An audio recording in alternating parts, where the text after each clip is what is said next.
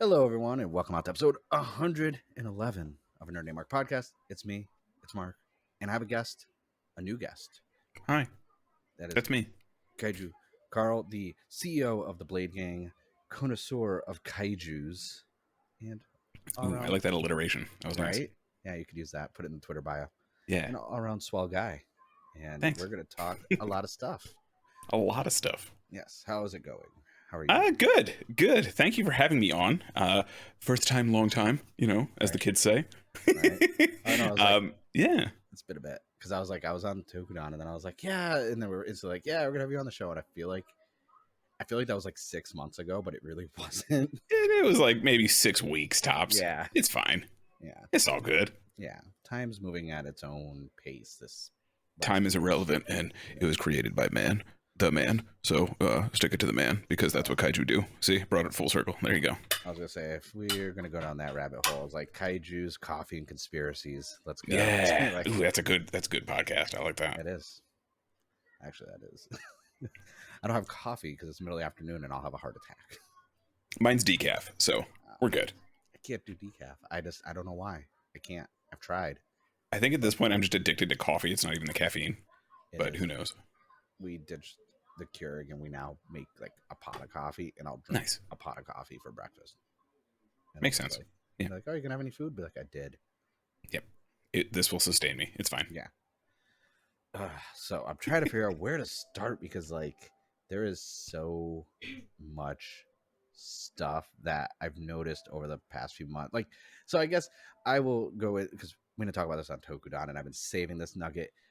I am a huge fan, and what worked was during Team Rider Week, there was a little panel that you were on, and they were trying to talk about this Gaim and these low tier mid shows, and then there was just this man with a majestic beard preaching the Psalms of Blade, and I was just like, he will lead us. He will teach us. There was a golden light and everything, I'm pretty sure, because I had to record those from the bedroom, and the lighting is always the window. I was just like, okay, because when I got into Toku, some of that, it was like 03, 04. There was no Twitter, no social media, no Facebook or anything, and like I had to go to questionable sites to find my Toku. And still do, but okay. And when I first got into the internet scene for Toku stuff, everyone was kind of like shitting on Blade, and I was like, does no one love this show? Am I in the minority where like I think Blade is single-handedly the perfect Kamen Rider season? And I was just like, I guess so. And literally up until then, you were the only person I saw who actually liked Blade, and not even liking it, you were top tier. Yeah. And I was like, that's, and then I was like, why isn't he running Team Rider? Like, I was like, I will get all the CSMs for everyone. Yes. I was like, I mean, I almost cracked out the Garen CSM for the video. I was like, nice. I was like, but it's safe in the closet. I was like, factory sealed. Yep, keep it safe. Yeah, I haven't been able to find the Blade one yet for a price that won't make me cry. That isn't my rent. Yeah. I know it's wild. Garen one was like 6 something, and I was like, yeah. So I got the whole set with the gun, the rouser, the ARP, everything. I had to get the whole set.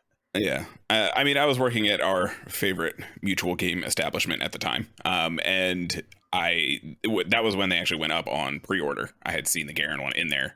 And I kind of regret not getting one, honestly, because I could have easily just paid it off over time. You know what I mean? With the pre-order stuff. But yeah, I couldn't bring myself to do it. So they had the CS, because I only recently realized they had Kamen Rider stuff. I didn't, because that was never a thing before. Like the only thing I got that was worth any crap when I worked there was the Steel Battalion big controller setup. Yeah, which that's fair. Even when I was back home for when we went back last month, I could not fit that in my carry-on or my suitcase. So I was that thing is so beautiful. That's one of my like. I've told you this before. That's one of my like creme de la creme. Like I want one day for my like video game history museum that I'm gonna build in some room somewhere. Right. That thing is so good. the funny thing is, because remember how they had this shelf back in the day when they had the shelves that they would keep all the games on behind the register? Mm-hmm. It was up on top of the shelf by the ceiling, like pushed back, so you couldn't even see it when you walked in. And one day, I was still low tier employee there, and they're like, "Oh, it's slow. Why don't you put the DVDs in alphabetical order and then clean the top shelves?" And I'm like, "Oh, I hate being like the new booty at this job." But then while I was up there, I was like, "Oh, what's this thing?" I was like, "Oh, that's been there literally for years. Like we just never That's took down." crazy. And like my boss even like he was like, "Yeah, it's a controller for like Xbox, but no one really cares about Xbox." And I was like, "Can I buy it?" He's like, "Yeah." We looked it up. It was like $70. That's crazy. Like, oh my god. And then I was like, employee discount also. So yeah. Like, oh man. And there was no game or anything, so I eventually hunted down the game on eBay, and I was just like, man, this is history. I didn't even know really what it was, and I was like, I don't know what this is, like some mech thing. I was like, I want it because I like Mech Warrior and this and that. I was like, maybe I can hotwire this thing to work on my computer with like Mech Warrior 4 Black, Yeah. Yeah. And I was like, it was so dirty. I had to like clean it up, but I was like, that was the jewel of my collection. It still is. Like out of everything I own, that's staying with me. I can't like part with it. We saw one at a pawn shop probably like 5 years ago now.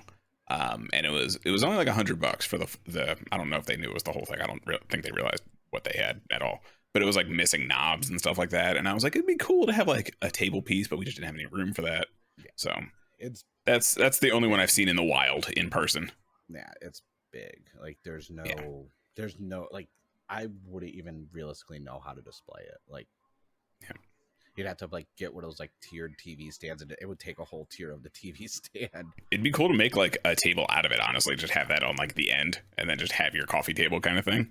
That'd be pretty sick. Thought about doing that, getting like medium density fiberboard, because you can go to Home Depot and they'll cut the boards for you however you want, even with curves. Yeah. So you can bring the whole schematics for an arcade cabinet. I thought about making a cabinet with it.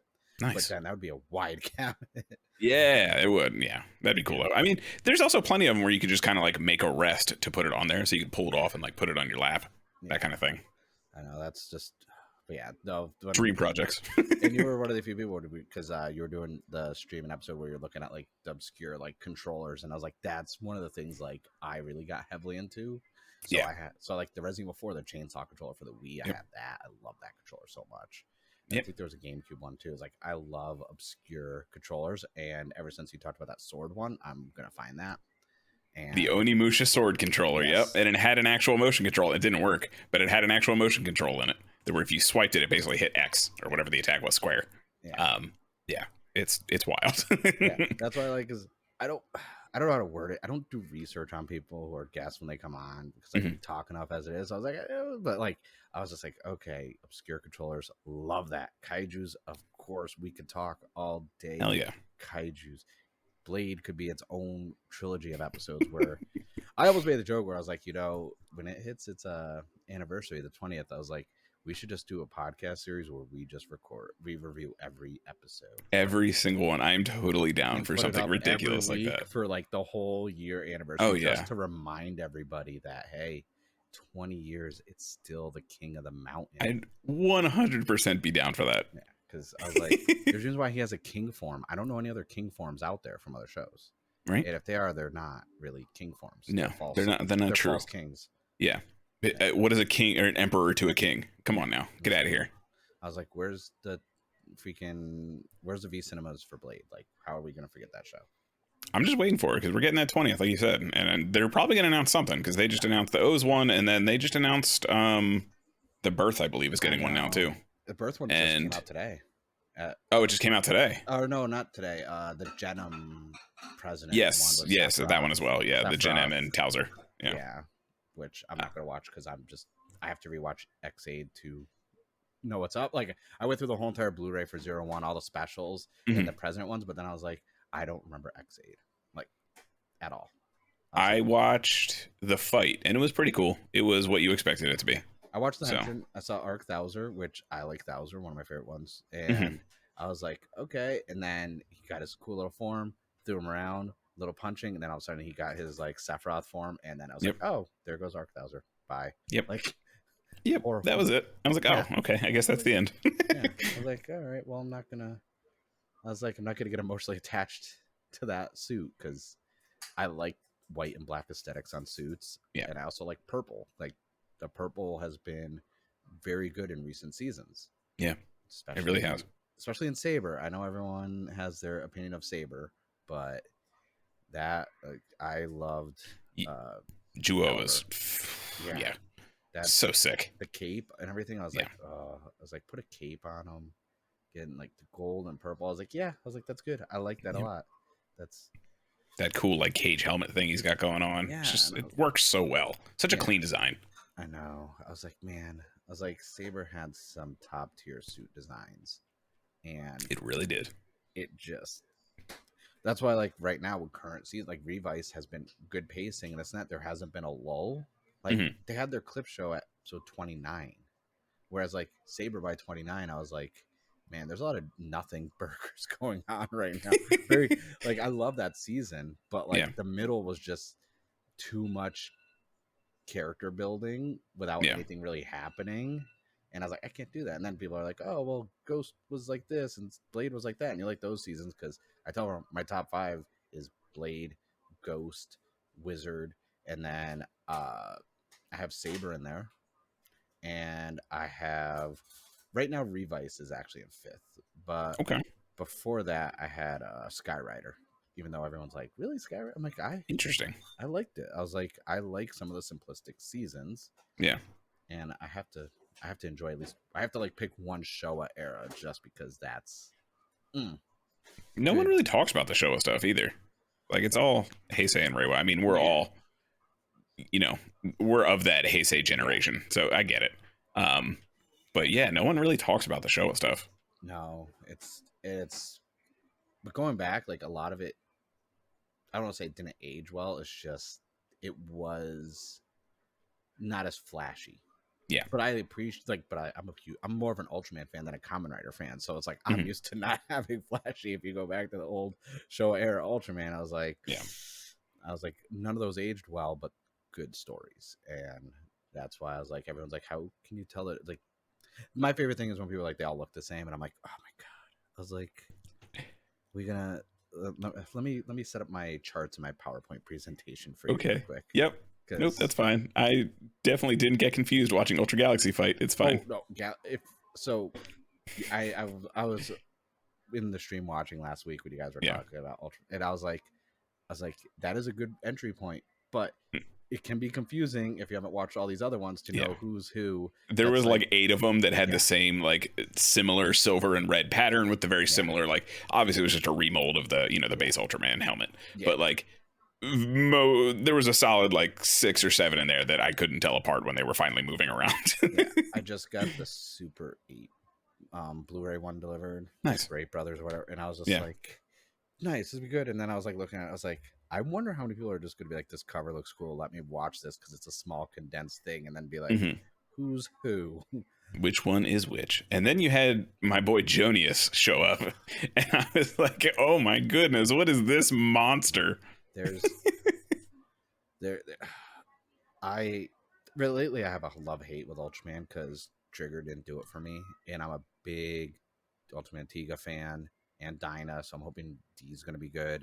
Trigger just visually appealing. They're getting the visuals down good. It's just I don't like this whole reimagining type anniversary thing going on. I just want something fresh and like original design. But I know right now they're doing this stuff because a lot of anniversary seasons, but also we're about to get Shin Ultraman. And even I think he's over there. I got my Shin Godzilla freaking NECA figure, and I'm like, can't wait to get a Shin Ultraman one because I'm digging what that director's doing with the Shin universe, so to speak. And I'm like, because then he's like, I'm also going to do Shin Kamen Rider and Shin Neon Genesis Evangelion, and I'm like, I was like, did you ever see the 4D ride that had Shin Godzilla and Evangelion? No. So you can find the video. It's on YouTube. It's not the best quality. It's one of those 4D rides where like the cart moves around and like they blow air at you, all that kind of stuff. And it starts off with Shinji and Asuka and Rei fighting Shin Godzilla, and then Shin Ghidorah shows up. not as radical of as a redesign as you would think, but it's kind of it's kind of like a mix of Heisei and King of the Monsters Ghidorah. It's kind of like somewhere in between. It's not a crazy like reimagining, kind of like Shin Godzilla was. But it's cool. You see them kind of tussle, and then that's where the biggest thing with this, World Japan Heroes, whatever they're calling it, the Shin Heroes saga, whatever that branding thing is. My biggest thing with that is like, Shinji is not a hero. No. Like, if anyone has seen Evangelion, even the newer movies, the entire point is this manic depressive kid trying not to end the world himself. I haven't seen the newer ones, and I remember in high school, like 2002, 2003, like getting into, like, everyone's like, all my anime friends like, yo, we gotta watch Neon Genesis. So we sat down. I was the one with like the big TV in the living room. Yeah. Like, brought over the DVDs. We're like, yeah. And then I'm like, what the hell did I just watch? I was like, does anyone else, like, what happened? They're like, why am I sad? Yeah, like, I went to a Sam Goody and bought the DVD set for like $85 because they were really, anime was so expensive back then. Anyone who complains about pricing now, DVDs were $85 to over $100 back then. Yeah. And that was for like, you get 2 or 3 that have like 3 or 4 episodes each on them. Yeah, it was like 4 episodes max. And yeah. Do you remember the t-shirt bundles that had like the 1 3-episode thing in a t-shirt, but it was like $40? I go to this place called Book Off, which I post a lot of my hauls from, which is where I get a lot of my Toku stuff. Like, and they had the Neon Genesis one for $18. So it was like the first volume DVD, then the shirt. They also had a Dragon Ball one, and there's one other anime, and I was just like, and they were factory, and I think it was either Gundam or Robotech, and I was like, okay.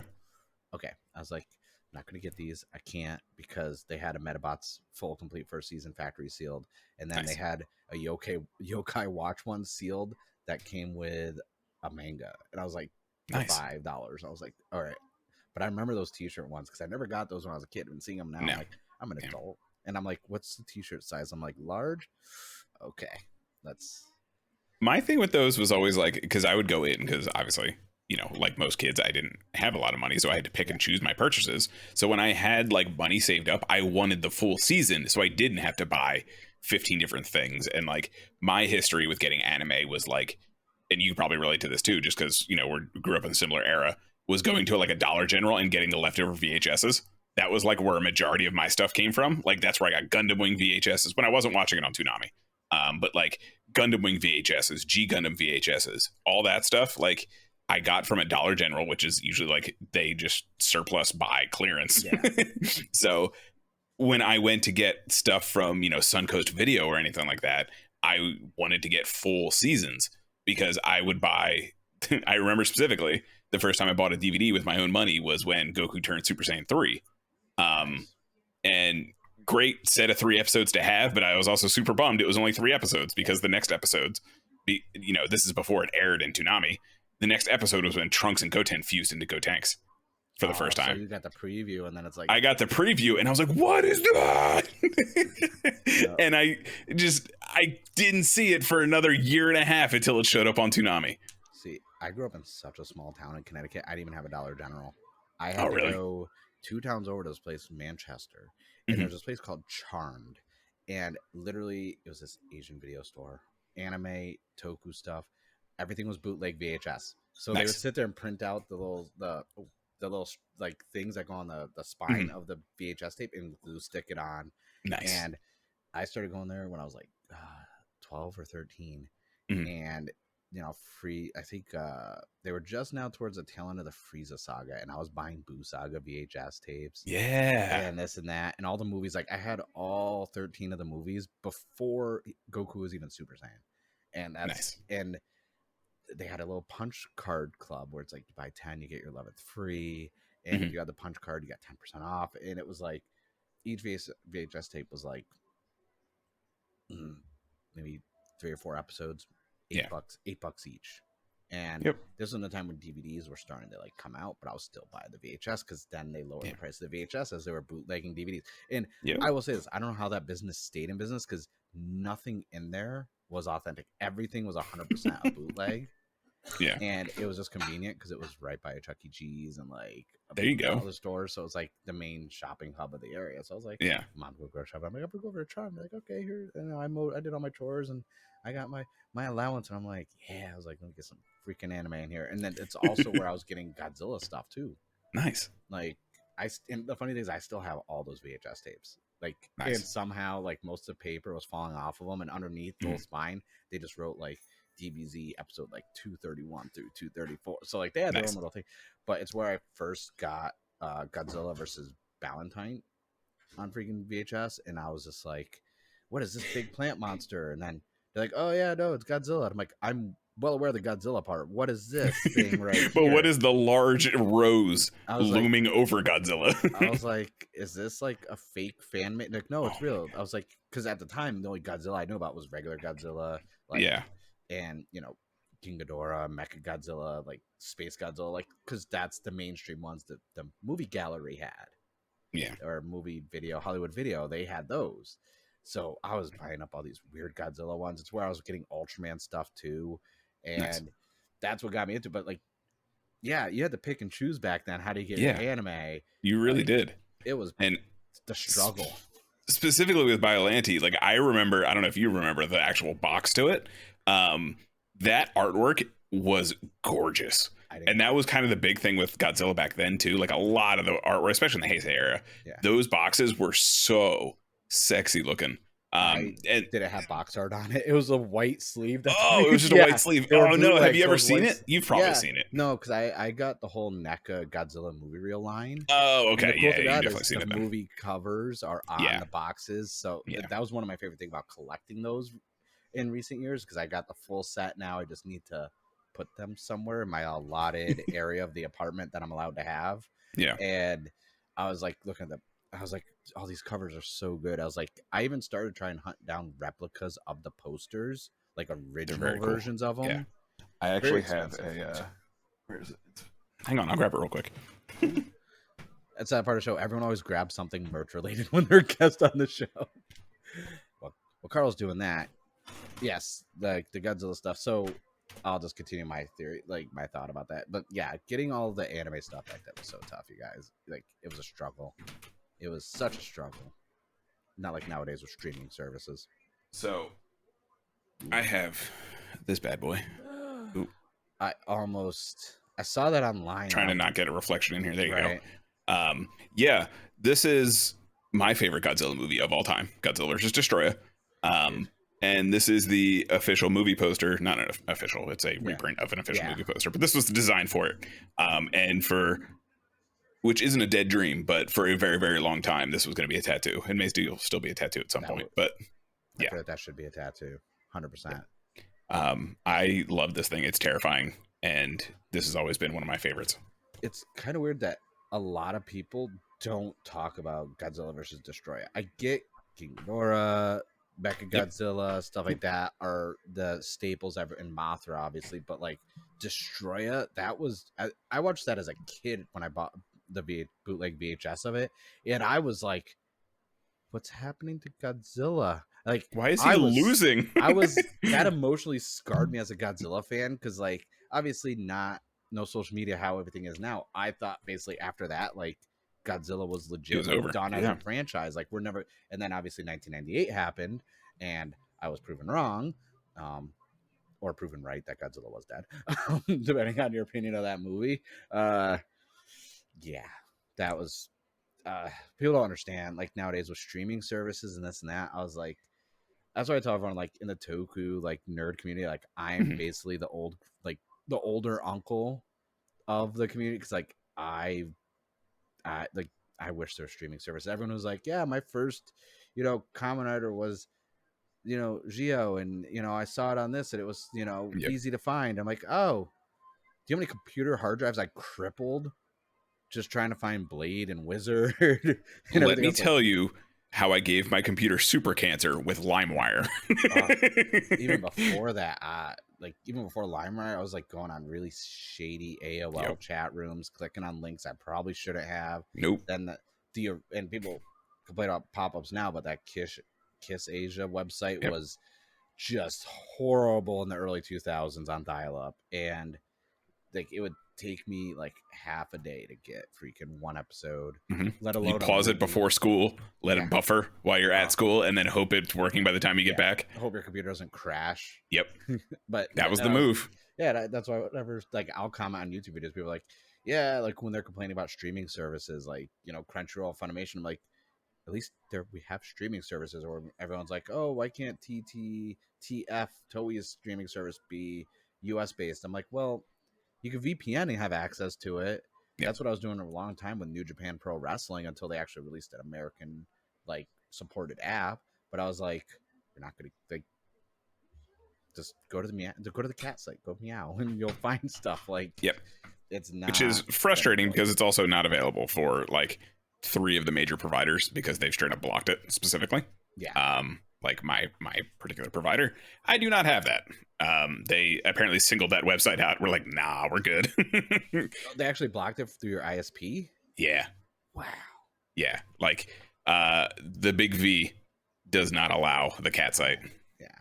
See, if I was more popular and had a sponsorship, I would probably plug a VPN right now, but I'm not going to because you got to pay me. Yeah. It sounds like one of those very fast VPNs maybe should reach out to you and give you a sweet sponsorship deal. And also, hi, I'm Carl. I run a podcast called Tokudon. You can reach out to me as well. So that's cool. 80 streams on Twitch. A lot of fighting games. Yeah, a lot of fighting games. Yeah. A lot of fighting games. I mean, I guess it's all right to transition to fighting games because I have a fighting game on here and you stream a lot of fighting games. I do, yeah. I would ask the important question. Yeah. When's Marvel? When's Marvel? Oh boy, that is a good question. I actually just downloaded the other day the new mods that people have been doing, the new insert characters. So they added a whole bunch. I don't know if you've seen any of this. They added a whole bunch of new characters because you can use a character importer now, like a model importer, with Ultimate Marvel vs. Capcom 3. So they've added Cyclops, they've added M. Bison, they've added Urian, they've added Shadow Lady, they've added Stars Chris, not BSAA Chris, you know, the original Stars Chris, the good Chris. Stars Wesker.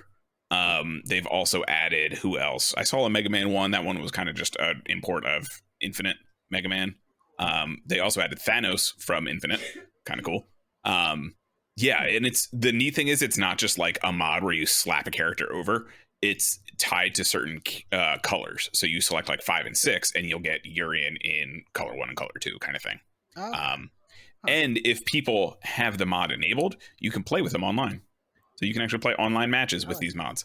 I like that because it's quite cool. Before we even hit start, I was talking about like all the mods in games right now for like I'm like I said, I'm buying games just because of mods. Like Slay the Spire with the freaking the Decade mod. One of the best ones I've played. Sifu has some of the best mods though. Like the best looking ones, absolutely. Yeah. I have a love-hate with fighting games, so I will get hyped for games and not play them. I think the Marvel vs. Capcom Infinite kind of ruined it for me, and then Street Fighter with like Capcom. I love Capcom. They have a lot of the IPs that I love, even though they're not giving us Dino Crisis. Or just a Capcom versus Capcom. They could easily do, but we're not going to go there. I will die on the Dino Crisis hill that Dino Crisis had the chance to dethrone Resident Evil. Just like it absolutely did. Just like Blue Stinger on Dreamcast is one of the Resident Evil style horror game that no one talks about. Such a good game. But fighting games for me, like when they were doing all these like Ultra, Super, Arcade, like for the same Street Fighter game over and over again. And it's to the point where now like the Power Rangers Battle for the Grid is getting the same treatment where I'm just like, there's like Mortal Kombat is doing that now where they release Mortal Kombat, then there'll be an ultimate version and this and that. And I'm like, I was like, I just want a fighting game with a large roster, but I have to unlock them. I miss just generic old school unlocking characters. I actually am writing a article that's going to go live probably tomorrow on just that very thing. So I'm also a contributor to the website efncool.com, and I pretty much primarily write about fighting games. And it was essentially the theme of this article is the free-to-play model, because that's a hot topic in the FGC right now. And I don't know how into Killer Instinct 2013 you got. but that launched as a free-to-play model. Yeah. Where they had rotating characters, and it's still a free-to-play game. You can go download it right now. You can still play free if you have Game Pass. But it downloaded with 8 characters out the gate. It would rotate every week. You had training mode and online mode, and then eventually, you could buy certain characters if you want to unlock them. Just like League of Legends does it as well. Yeah. Any of those, Brawlhalla does it if you want a fighting game that does it currently. There's a lot of evidence as well that Street Fighter V was supposed to launch that way. And then they kind of backpedaled on that because when Street Fighter V launched, which I'm sure you're very familiar with, it was very, very bare bones. It was pretty much a survival mode, your online modes, and training mode, and that was about it. Which is why I stopped playing Street Fighter. I think I got more into other ones like Blaze Blue and stuff like that. I got into those pretty heavily for a while there. I like the more anime 2D, 2.5D fighters. Yeah. Because for the longest time growing up, it was like DOA. Because I think DOA did that too, DOA 5, where it was like free, and then like the core game, and then like it was like $500 to unlock all this other crap. Because I remember it constantly going on sale, where it's like, here's 55 new outfits for $23, and I'm like, what the hell? You bought actual costume season passes, not character season passes. Yeah, kind of wild. Yeah, so I was always a fan of like Soul Calibur, DOA, Battle Arena. One of my favorite fighting games, which I wish would be brought back and like remade, is Bushido Blade. Bushido Blade is very good. There is a indie project. If you give me one moment and possibly stall, I can pull it up. But there is actually a Bushido Blade indie project. Nice. Well, Carl's pulling that up. So Bushido Blade, I loved it because I even have the strategy guide somewhere. I think I brought it back with me with my Xeno Saga one. So my favorite thing was you take damage, like you get hit in the arm or this and that, and you go into a new area, or you beat the person, go to the next person. Now you're bandaged where you were attacked, and I was like, "What is this?" And I remember the secret, like right in the first fight, you could cut through the bamboo, keep running through all the different like stage levels, which I thought was really cool, which was not done in any fighting game. And eventually, you could like get secret characters that way. Yeah, and I was like, this game is way ahead of its time. And then the sequel was not good. The sequel was fine. It was fine. It wasn't as good as the first one. No, it was just for the sheer amount of variety and options. I liked the second one because that's when they added like you could get all, they added like 4 or 5 new weapons. And then there was most of the characters were like clones of characters that you had already, or like it really didn't make much of a difference for the character themselves. But it added some variety to it, and it got you some more options. The game I was thinking of is called Hellish Court. It is a very similar styled, but it's more based on like European Middle Ages fighting styles. But same kind of thing. If you nick an arm, you're going to lose the arm. If you nick a leg, they're going to fall over. Very like instant death kind of battles going on.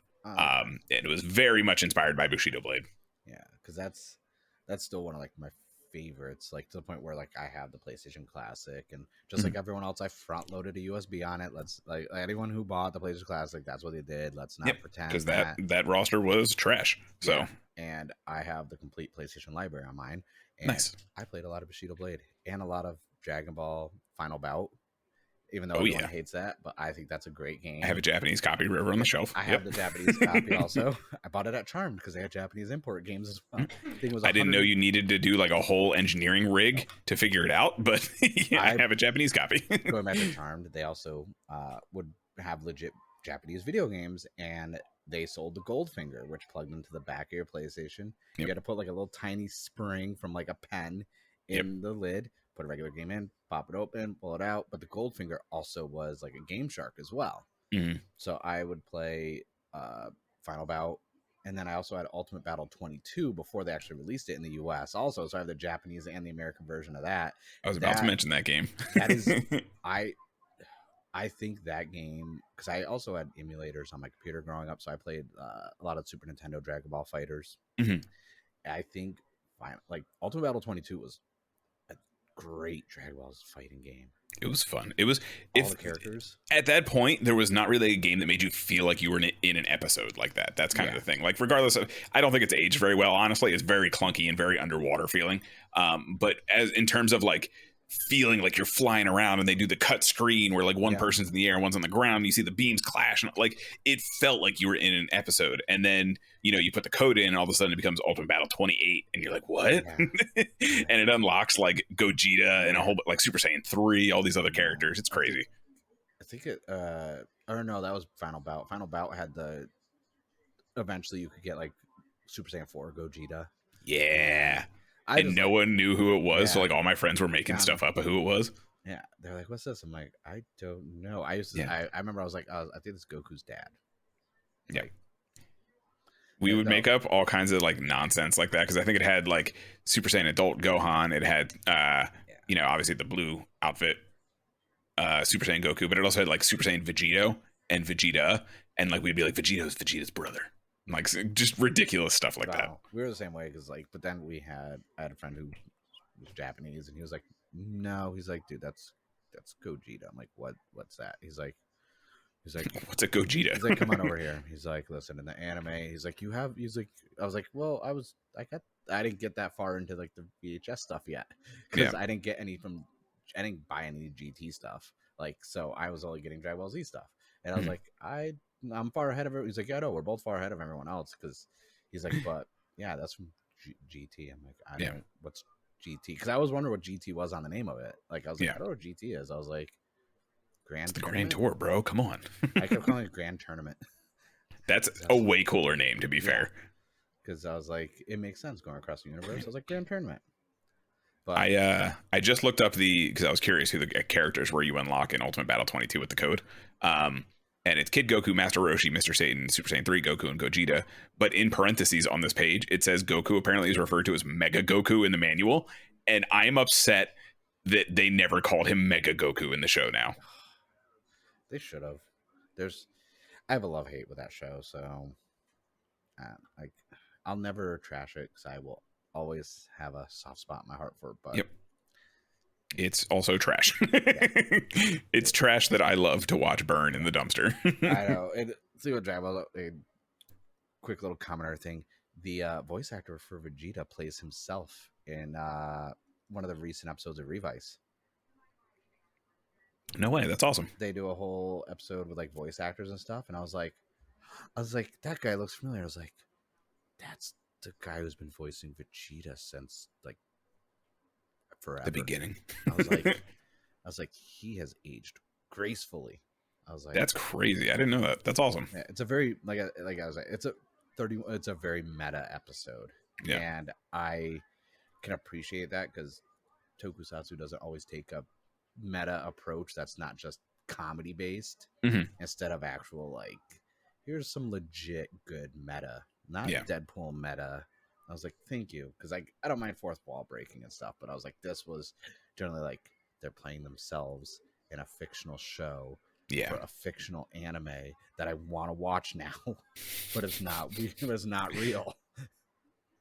That's awesome. Yeah, the Deadpool thing in particular, like, I don't know, like everything needs to have a Deadpool now, and it's kind of exhausting.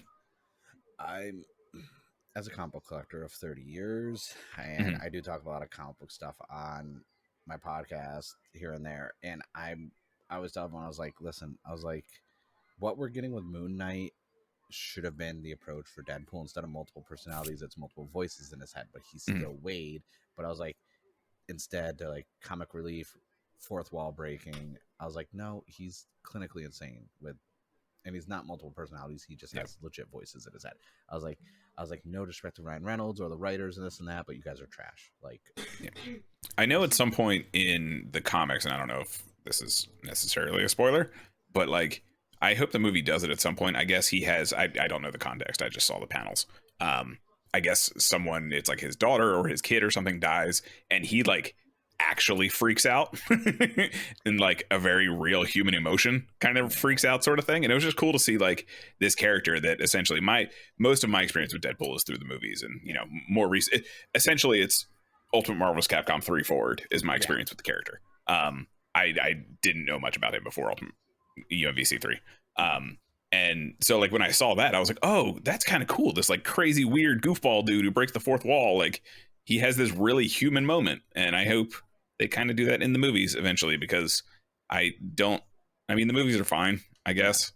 I just like, I don't know how long that gimmick is going to last, It's not. The only thing I want is because Hitmonkey got a Hulu animated series. And once they said Hitmonkey was coming out, I'm like, okay, there's this comic book series in Deadpool where it's a hitman monkey, like Okay. in a full like, what's that movie? Oh, it's Pulp Fiction suit with Yeah. guns and shades hunting down Deadpool, and everyone Oh. thinks he's crazy because he's saying a monkey's trying to kill him Mhm. because it's a hitman monkey. He goes to Spider-Man. He's like, "There's a monkey chasing me." He's like, "He's trying to kill me," and Peter Parker's just like, "Whatever, you're crazy, Deadpool. Why are you still?" He's like, do I need a restraining order? Why are you?" Yeah. And all of a sudden, the monkey shows up, starts shooting at them, and he's like, "You were telling the truth." He's like, "You could see him," and I'm like, and it was just one of those few things where it's just like that was a type of humor I liked from that, because the whole Yeah. Wolverine thing was later on, and I think that was more fueled by Ryan Reynolds. Yeah. That made it so, brought it back to the comic books more, but it was always Deadpool with Spider-Man or trying to join Shield, and that was Interesting. it. And so it isn't direct. So I was like, okay, we have Spider-Man already in movies, multiple Spider-Man. We Mhm. have Hitmonkey as a Hulu show, and Deadpool's already happened.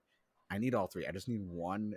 Like, I just want to watch a freaking chimpanzee in a freaking Men in Black suit with dual wielding freaking 9mm chasing him around. That's all I want. The shenanigans they're doing now, that's certainly possible, actually. Yeah, So and it's kind of cool to see that stuff. yeah, no, that's why that's why, like, I don't know if it's because with like Toku stuff, and I've seen the evolution of Toku and everything Mhm. else. I'm like, I kind of like when there's a more tongue-in-cheek meta instead of everything else that's going on with shows. Mhm. Like, I don't know, because we don't talk much about Power Rangers.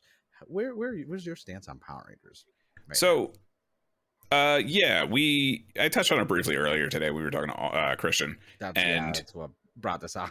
yeah, it's fine. Yeah. I watched a little history of my Power Rangers. You know, like everyone, I MMPR. That was my thing back in the day, because when I was the demographic it was targeting. And like I got super into the Dragon Zord because of the Godzilla stuff, and you know the Green Ranger is green, it's my favorite color, and he's firing like Hadoukens out of his chest because I love fighting games. Like, it was literally everything I wanted in a show.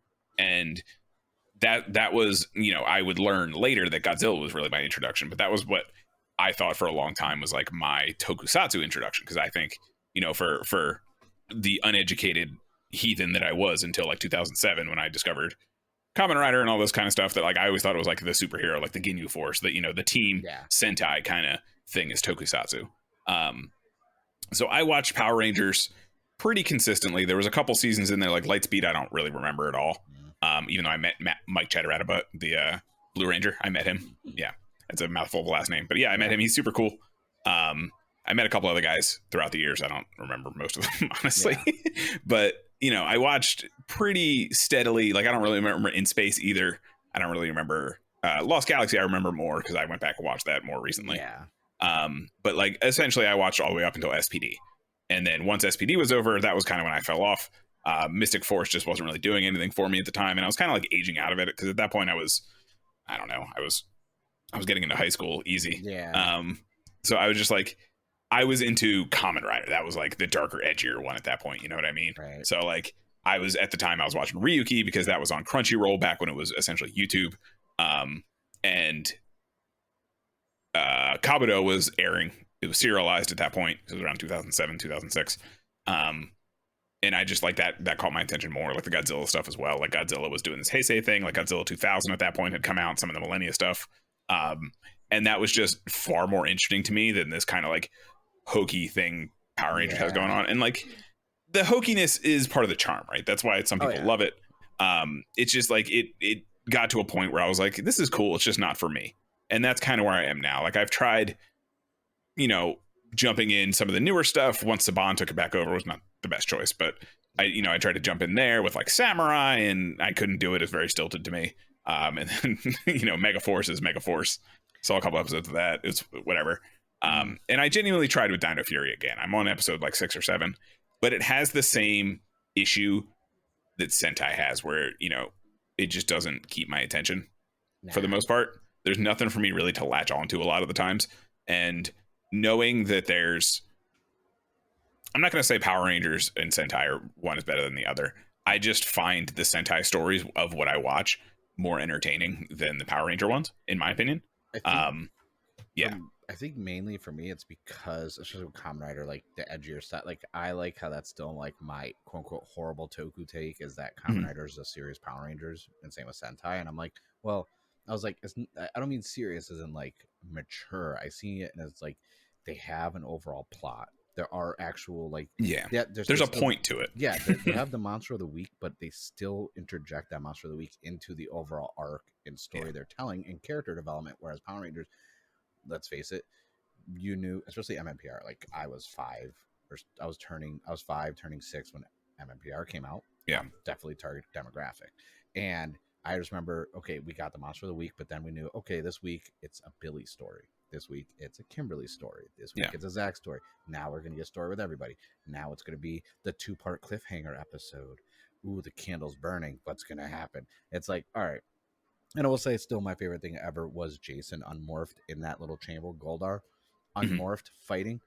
Oh Best yeah, moment in Power Ranger history. the little gladiator arena. Yeah, That thing was sick. I did not care. Like everyone always talks about Titanus and like Dragons, or I'm like, no, those two fighting, like that was my favorite moment, and I've met all of them, most of them obviously outside of Trini.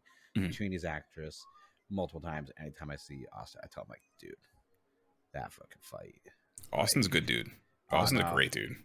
I put up on the YouTube channel. I gotta edit some more. I filmed a whole panel. It was him, Karen Ashley, David Yost, and Narvi on a panel doing a full Q&A back in 2015. I have the whole thing on film because like sometimes when I'm doing stuff for other places, I don't know what film I get to keep for myself.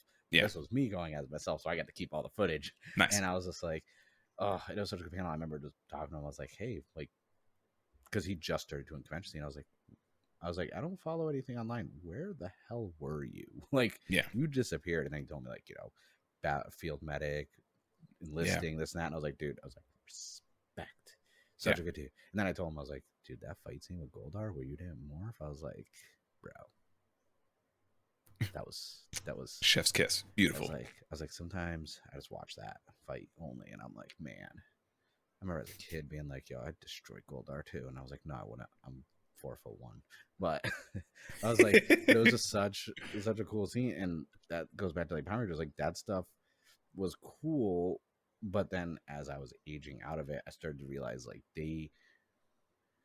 there wasn't enough nuance. There wasn't enough like overall arcing plot story to this show. It was kind of just like, it kind of got into the merchandising thing, which a lot of people claim Kamen Rider does now with the gimmicks and this and that. I'm like, but they still keep a point. There's a reason. As nothing's done for no reason now. Yeah.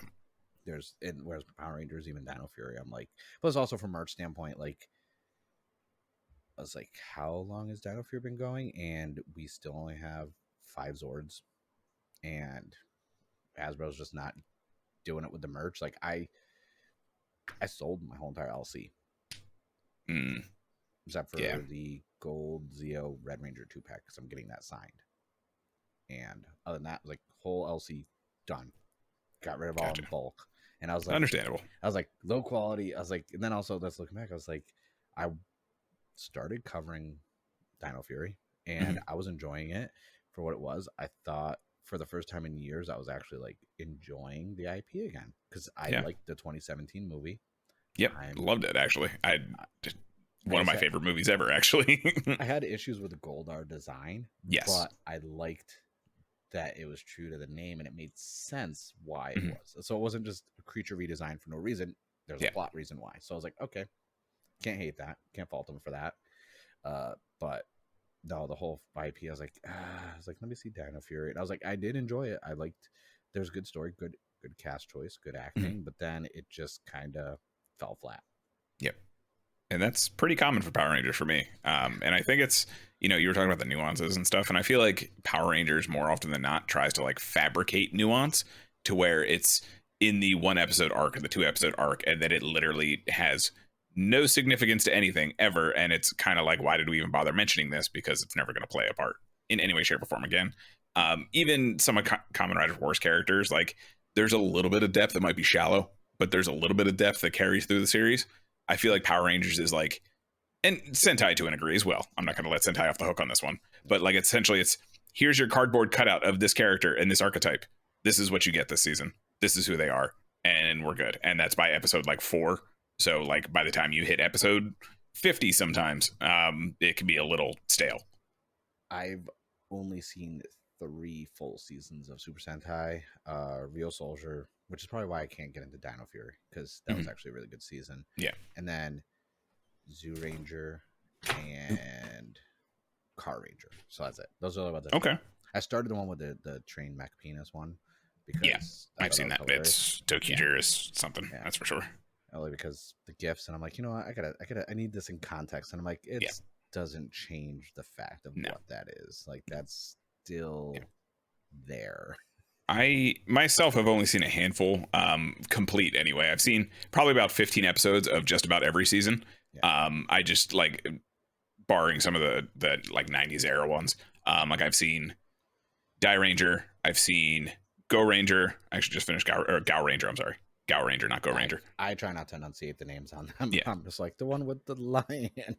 Gao Ranger. And then I also, when I was watching it full time, it was Kyoryuger, Tokuger, and what came after Tokuger? Juoger? I watched a little bit of Juoger, but that was pretty much it, honestly. I think I'm going to watch Kaku Ranger next, though. I hear a lot of really good things about Kaku Ranger. I lied. I did finish Zen Kaiju before Dawn Brothers. I actually just marathoned it. I realized I'm the type where I can binge watch it. I can't. Okay. It does not do the week to week. It does not hold my interest week to week. I'd probably have more success doing that. Like typically, it's been like when I'm at the gym or something, I'll throw an episode on and just kill it there.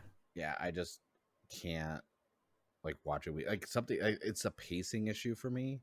Mm-hmm. Like Zen Kaiju really got me with that because it was like, well, I get the issues going on in the world while they were filming it, but the CG and Zen Kaiju in the beginning of the show was just so awful, and a lot of green screen stuff. Yep. Like for stuff that didn't need green screen, like when they would use like the Sentai gears, and then like they would cool that almost Persona 5 finishing attack where they all move around. Yes. I was like, I loved that, and I was like, keep that through the whole show, please. And then they had the Ice World episode. Yeah. and I was like, no, I was like, this other than that type of filming and seeing, like the CG just took me out of it. Yeah. And then it would be like, okay, we're gonna have 5 minutes of this serious moment with Stacy, and you're gonna learn about Kaito's parents. And then it was like, next episode, oh, we're all turned into sushi and bento boxes, and it's joking for the whole episode. I'm like, what happened with it? Like, and then the next episode, you fight God. Yeah, like what? Like, God looks like you, and it's like, oh my God, I didn't see this coming at all. And then I was just like, you know, Super Sentai can't really handle a multiverse arc at all for story. No. I was like, it was not needed. I liked the whole each world being a gear, but then they went in the whole multiverse stuff. I was like, okay, like I'm a firm believer in time. I'm trying to think how to word this. Any sort of a time jumping or time travel or multiverse stuff is a cop out in sci-fi for me. Okay, I think it's something that Star Trek kind of really started when it comes from a sci-fi TV show standpoint. And even then, going back, I was a big Star Trek fan. I felt any kind of multiverse or time travel is literally just a way when you write yourself into a hole or a wall and you don't know what to do. You're just like, okay, time travel, or it didn't really happen. It's a different universe. And I'm just like, okay, you showed your level of talent. I was like, unless it's a time travel show or movie like Sliders, because Sliders did that perfectly. Sliders is one of the best sci-fi shows ever made. I don't care. Doctor Who does time fantastically, and that's been the longest running show for decades now. I have such a love-hate with Doctor Who. Like, I stopped watching during Matt Smith because David Tennant just like, he was the one, man. He's my dude. I couldn't, like, Matt Smith is a great actor, but he's a great doctor too. I did watch all of Matt Smith. He's a great doctor. I went back and I watched it, but David Tennant was just. But David Tennant, though. Yeah, I was like, Barty Crouch Jr. from Harry Potter was just so damn, like, he was just. The second I don't want to go. I was like, oh nope, that's it. That's the one. I was like, don't do it. I was like, not gonna. And even going back and watching the older ones, there was just this I figured which doctor it was, but he was just such a douche to people. But like that he was like Monty Python level like Mhm. comebacks at people, and I was like, I love that. But unless it's a time travel show Yeah. where you already know it's time related, multiverse related, but when a show doesn't have any of that, then instantly it's like, oh, by the way, this Yeah. whole entire time there's another universe. I'm like, When they Deus Here Ex we go. Machina like a universe in Yeah. there or something. yeah, and Yeah. I'm like, all right, here we go. Which is why I like Kamen Rider so much. Like Yeah. Gio did the whole, but that made sense. Anniversary season, I'm okay with that. Which is why I like Revice right now. Is it's an anniversary season that is like the right stuff, like George doing freaking OG RX poses and this that, Yeah. and I'm like, that stuff is subtle, and I'm like, I love the hints and nods. They don't have to throw these previous Yeah. popular seasons in your face. Although I wouldn't be mad if they threw Blade in our face. Like I'd be Nope. okay with that. Like you just, But it's also not like, look at this actor we brought back. You know, that kind of thing. They did that in the Mystery 5-episode thing, which Oh, is did they? really funny. Like it's in Drive. You should definitely like. It's Yeah. worth checking out, and it gives you some backstory to everything going on with Hiromi. Mhm. So it's like it was actually funny, but the way they handled bringing back some of the actors was like really good, and I was like, That's this cool. is this is I what like I that. like. I I like like that. this. Yeah, and Yeah. so it's like, and that's why like with Kamen Rider, even with Saber and the Snet, they have been trying new filming styles, Mhm. and still touching on like Power Rangers and Super Sentai, and most like Ultraman even is trying some new filming styles, but they had the formula that wasn't broken, so why try and fix it? Yeah. Whereas Kamen Rider, they're always trying to take it to the next step. I like when they do the camera panning over the fight, the whole panoramic cameras. Yeah. And I was was that like, Sakamoto? I think he's the one who's been really shaking it up. he's been. And I'm just like, this is yeah. good. I was like, I like this. Like this is something new and fresh. Whereas like Power Rangers, even when they try something new, they still have that formula to how they present their stuff. And I'm like, okay. I was like, but then I have to remind myself I'm not the target demographic. Like, yeah. That's the big thing, right? Like at the end of the day, we are talking about shows made for 5 to 10 year olds. Yeah. So I mean, it's not like I spent any money on anything, but like I guess that is the Blade SH figure art shelf right there. Have to have. there you go. Perfect. Jack form with his wings out. I have not come to terms with if I want to take the factory seal off of the King form SH figure art. I don't know, because it took me over 3 years to find that figure for a price that was worth it. It was reasonable. That's nice. Like, yeah. do I open it? Do I? Nah. I was like, he would look good on display. I would need the one true. It's like when Aragorn shows up in Return of the King with his freaking ghost army and saves everyone. He's the one true king. I need to the have one him. true king. And I was like, I can't put him up there though, because damn, like I don't want to open it. Like, that's the downside of merch. And then Gundam stuff everywhere. Like I was sitting here, I was like, we're already almost an hour in. And I was like, we haven't talked about Gundam yet. We haven't talked about it. There's always time for Gundam. Oh no, there's I'm the worst Gundam fan ever. I'm going on record and putting it on the internet because I watched OG Gundam and Seed and then Unicorn, and that's it. That's it. And those faults obviously from Phil Stier, but I am the worst at keeping up with like the shows. Like I still have the big Penelope Hathaway like box that I sent you the photo of. I still have that unopened to make because I was like, dude, this is huge. That thing is so sexy though. Was it Penelope and Xi, however you say it? Was it both of them or was it just the one? It was the one clear color Bandai. Right, the clear color one. Okay. I forgot if you got the dual pack they did or not. No, they didn't have it at the pop-up store. But, oh man. I can say this now because I think I DM'd you the photos. Permanent Bandai store for Gundam now. That's San Diego. Awesome.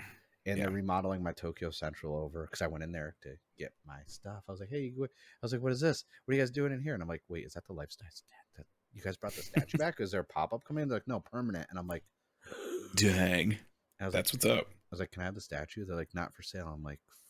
I was like, but how much? I was like, are you sure? They're like, yeah. I'm like 5,000. They're like, what? I'm like 5,000 statue. They're like, no. I'm like 8. They're like, no. I'm like 12. And they're like, no. Like, but what do you want me to do in the back room? I was like, listen, I have chapstick. I was like, oh my goodness. I have chapstick and loose morals. Give me that statue. Loose morals. I was like, give me that statue. I was like, you don't understand what I do for a beam rifle, okay? Yeah. I was like, because the 78 is such a classic Gundam model. Like, that's why it's my most made kit. I have like 4 different iterations of it. I have because they release 30 of them a year. Well, I haven't built it yet. I have the Tokyo Olympics one. Nice. With the stand that hold it, and I also have the Para-Olympic ones. Oh, because they made one for the color for the Para. And the only reason I found it is because I was watching the Para Hero Gundine, which was a great indie Toku, and I've done stuff with the Special Olympics when I was in Connecticut, like helping out there and doing a lot of stuff with kid charities. And so I really appreciate the Paralympics and what it does. And I was like, they have an RX-78 Paralympics one too with a base, and I was like, I gotta buy that as well. Like that's awesome. Yeah, and I didn't know they did that. That's cool. Yeah, I was like, and when they were selling it originally, the proceeds went to help everything, and I was like, cool. And I was like, I need to build. That's awesome. I want to build these, but then I'm like, how many goddamn RX-78s do I need to have on display? Yeah. I was like, I have 4 already that I built because I have a clear color one, and then I have a regular. I have like a 1/60th, and then I have the 1 in 1/44th. I have the 1 in 100. I'm like, how many? I was like, and I have the big one in the closet that I haven't built because the mega. Yeah, because that one's hidden because no one knows I purchased it, and I feel like I would do that whole like Instagram, TikTok video where it's like, no, they gave it to me for free. I didn't spend anything on it. What are you talking about? They just gave it to me. They just gave it to you. It's like, yeah, why? Because I'm nice. They're my friends.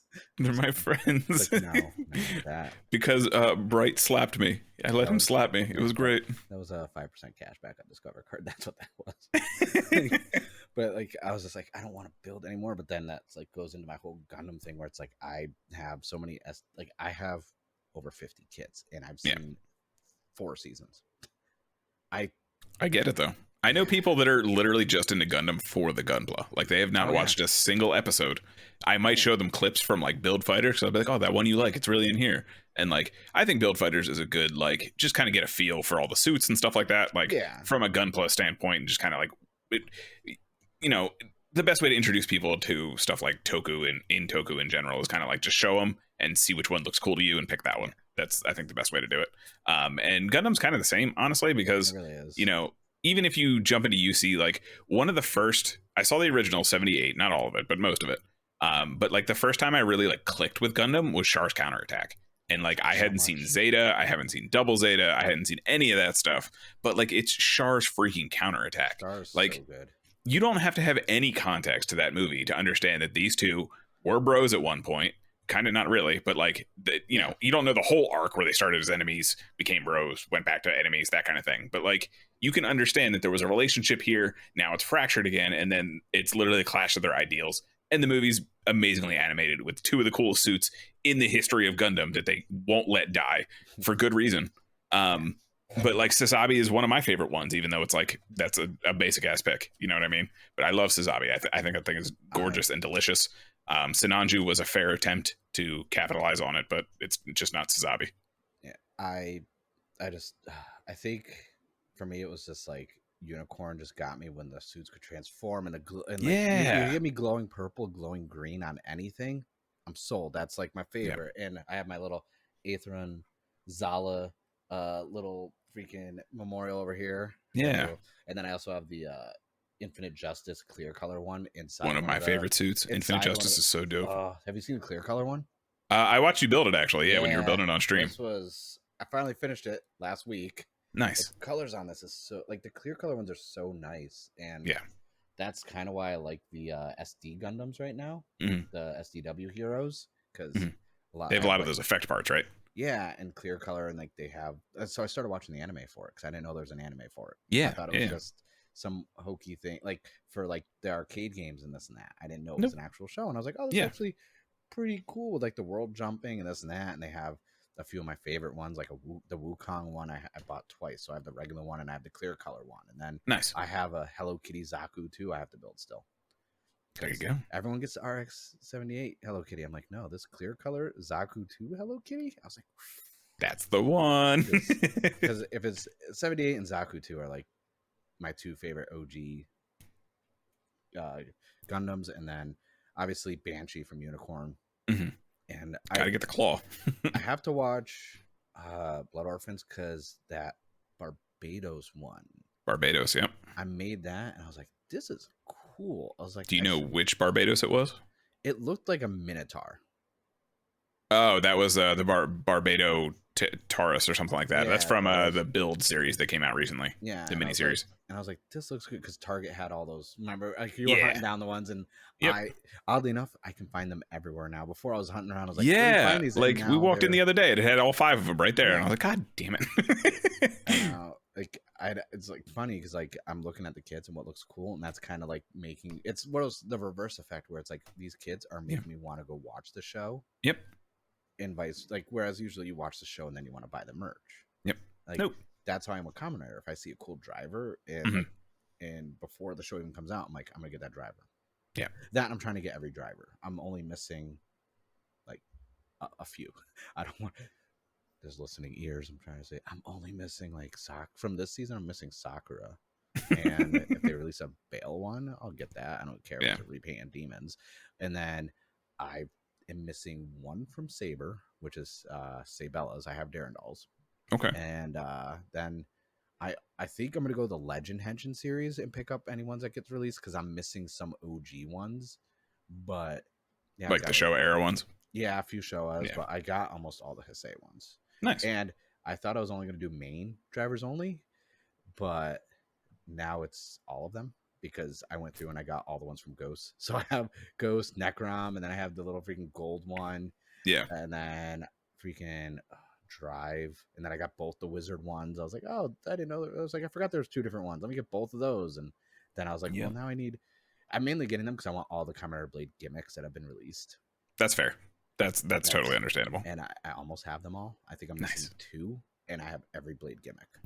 And that's awesome. Like, but that's how I am like thinking. Like I'll like the merch, and that'll get me in the show. Say with Gundams now, I'm like, okay, like that big Penelope one. I was like, and it was the special edition one that had the Hathaway movie poster on the box instead of the regular. So I was like, I don't want to open this, but I want to build it. But why is that Gundam like bigger than a freaking city? I was like, I feel like I have to watch this now. Yep. And did you watch it? No, not yet. Oh my god, it's so good. It is so beautiful. Like, there's just like, I would say there's too much stuff to watch. It's a movie though, so you can just kill 2 hours. Well, I figured I'd probably have to watch a show first. It's a standalone. No. So, have you seen Char's Counterattack? Yeah. So that's all you need to watch to understand. So this is Hathaway's Flash is Bright Noah's son. Hathaway from Char's Counterattack, the one who messed everything up.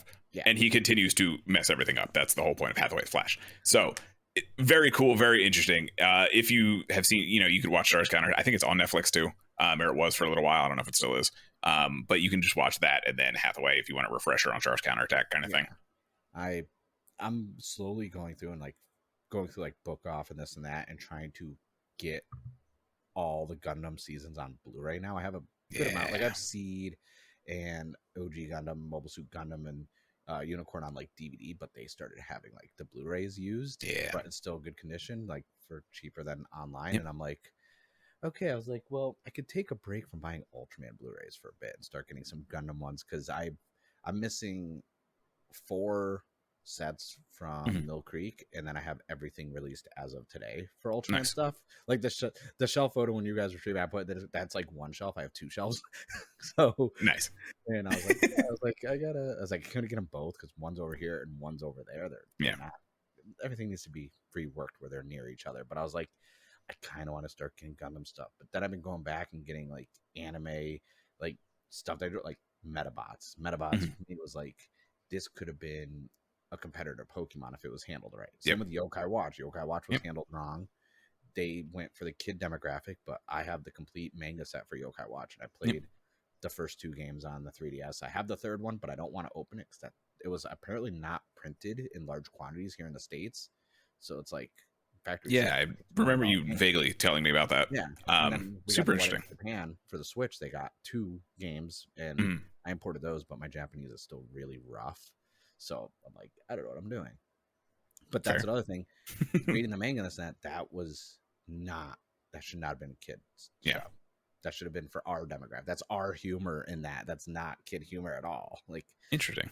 Pokemon had that balance where it's like people like JRPGs and battling monsters that appeals to us kids like the anime because it's Pikachu.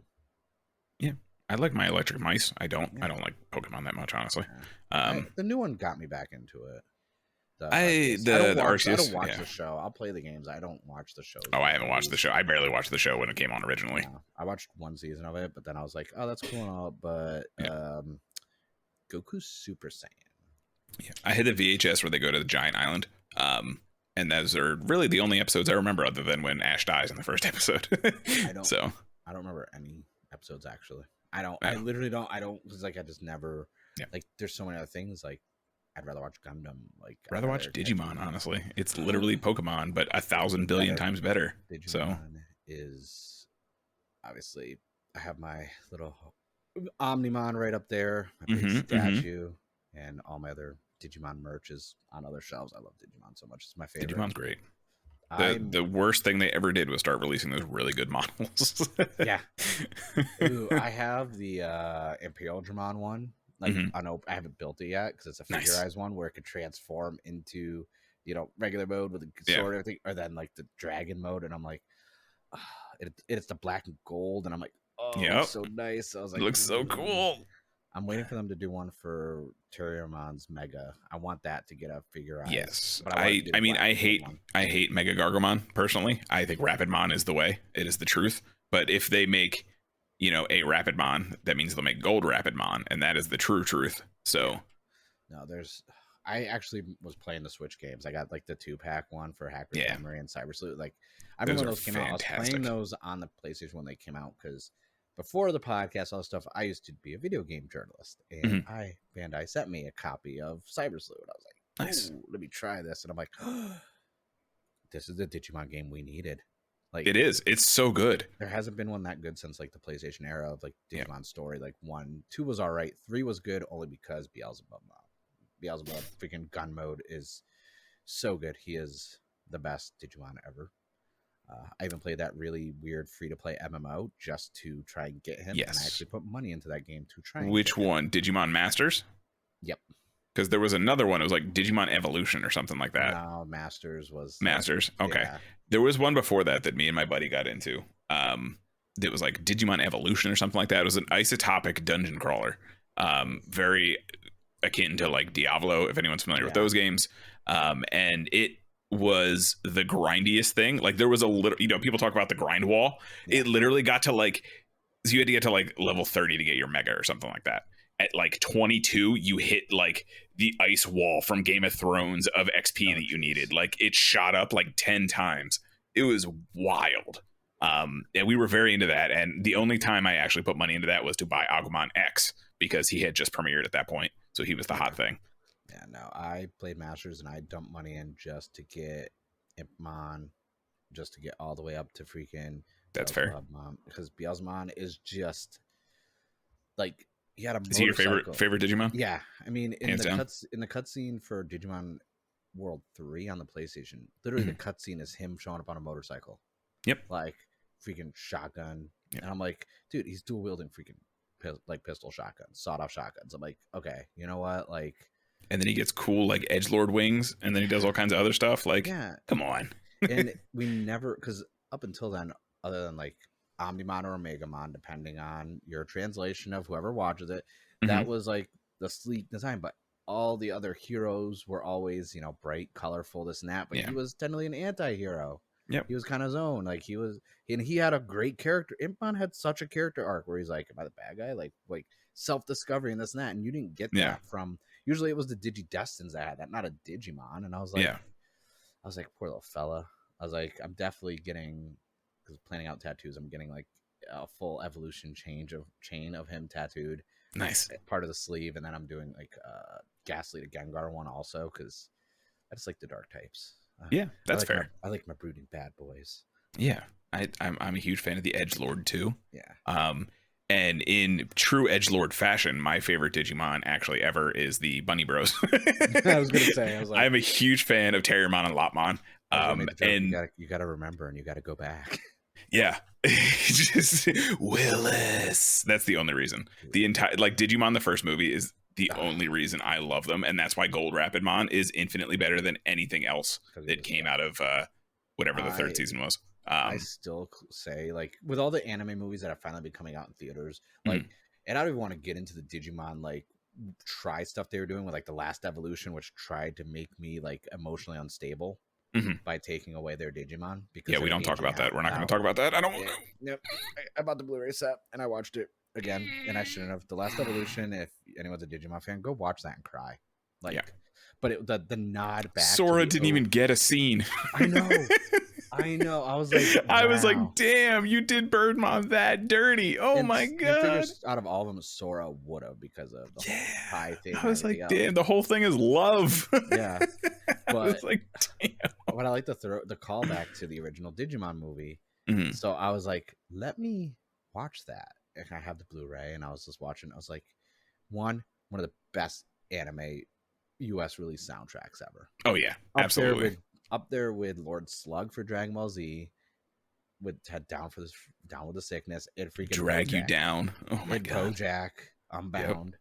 Even though I like the sub version better, the U.S. dub music was top tier in that, with Ultra Drip Trunks. But yeah, I went back and watched that first Digimon movie, and I was like, if this movie came out now, just like My Hero and Jujutsu Kaisen and all these, and Demon Slayer, they're breaking records for anime sales in theaters. This was the original one to go through and be like, come by, give me your money. Yep. Because I saw it in the theaters like 3 times. Not because I just kept wanting the freaking Digimon card, because I, played the Digimon card game or anything like that. But was that Saber Leomon? Is that the one they gave you? Or was that something else? No, they gave you the gold Digi-Egg armor for Vmon. Oh, okay, the Magnemon. Yeah, that's the one you got with that, and then gotcha. Because I distinctly remember, it might have just been one of the packs, because this is the old Digimon game too, where they had the blue card backs. Yeah.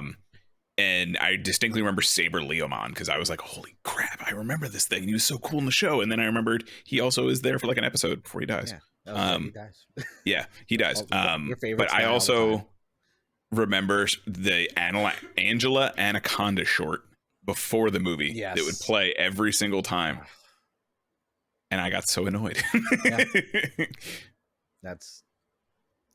I skip it. I'm like, I don't like this. Yeah, I was you like, fast forward that. Yeah, but no, because I got that for that card, and then I saw Pokemon multiple times for the Mew card also, because I was like, I play the game and I want these cards, and held on to them, and now I'm like, ooh, I should sell these cards. I have the what is it? Legacy of the Duelist cards. Apparently they're worth something too. Yeah. So I got those as well. Like, I don't dabble in Yu-Gi-Oh as much anymore. Like, I was playing Yu-Gi-Oh Masters or Master Duel, and I fizzled out on that because I like the Digimon card game more, and I'm hoping that gets that style of release, because I feel like every game should. Pokemon TCG Online kind of revolutionized being able to play your card games online. Same with Magic the Gathering, but I like the idea, if you buy a pack, you get a QR code, you get a pack in the game. And I was like, do that with Digimon. I will play Digimon card game online all day. Like, I just want it to be more accessible on the East Coast over here, because like it's a pain in the tuchus to get a hold of some of them. So Target? Yeah, they don't sell them over here. Oh, yeah, I'm trying to think, because when I was back on the East Coast, I was like, let me go do some figure hunting, and she's like, really? I'm like, I haven't figured hunting over like 6 years, and I was like, it's got to get through like 30 other states before it gets over here, so it kind of like slim pickings. But I'll just do it. Even though I have good options out here for them, I still just get them on Amazon, because you get the booster boxes a lot cheaper than overpriced, like the comic book store I used to go to, or I still go to, but I used to get cards from. I just buy my comics there now. They're like, oh yeah, we got some new Digimon booster boxes. I'm like, cool. They're like, $115. I'm like, dude, it's $80 on Amazon. Come on. Come on. I was like, don't do that. I know I'm supposed to support local. Like, I still buy my comics from you, but $35 markup. $35 markup. I was like, let me see the condition of the box. I'm like, I don't know. I was like, and then like, now there's a My Hero card game. Really? Yeah, let me grab that real quick. Interesting. I didn't know that. I bought one. I have the starter decks for Digimon, but I bought a booster box and it was in Japanese, so I returned it because that's useless to me. all the starters, I kept buying all the starter ones for Digimon and a couple of booster boxes, and then I was like, all right, I sold some cards, made my money back and then some, but this My Hero card game It's a battle card game, but it's called Universes, and Hmm. apparently there's all the rules are the same no matter what, but they also have Street Fighter and Mortal Kombat cards. What? And because it's all the same rule set, you could technically have like a Midoriya versus like a Scorpion, or All Dang. Might versus like Ryu, or so like, because That's the kind of rules cool. are always the same. It's just in the card layouts and everything's the same. It's just everything's themed towards your character. So I was like, what other IPs you guys got? And I guess they have like Ultraman, or not Ultraman, Ultimate Mortal Kombat, Street Fighter, My Hero, and they have 2 more to announce. So I was just like, Interesting. This could be a good, and like obviously they have freaking Funimation behind them. So obviously this company is going to be putting in work. If they were able to get the Street Fighter Mortal Kombat IP, they're not going to squander it.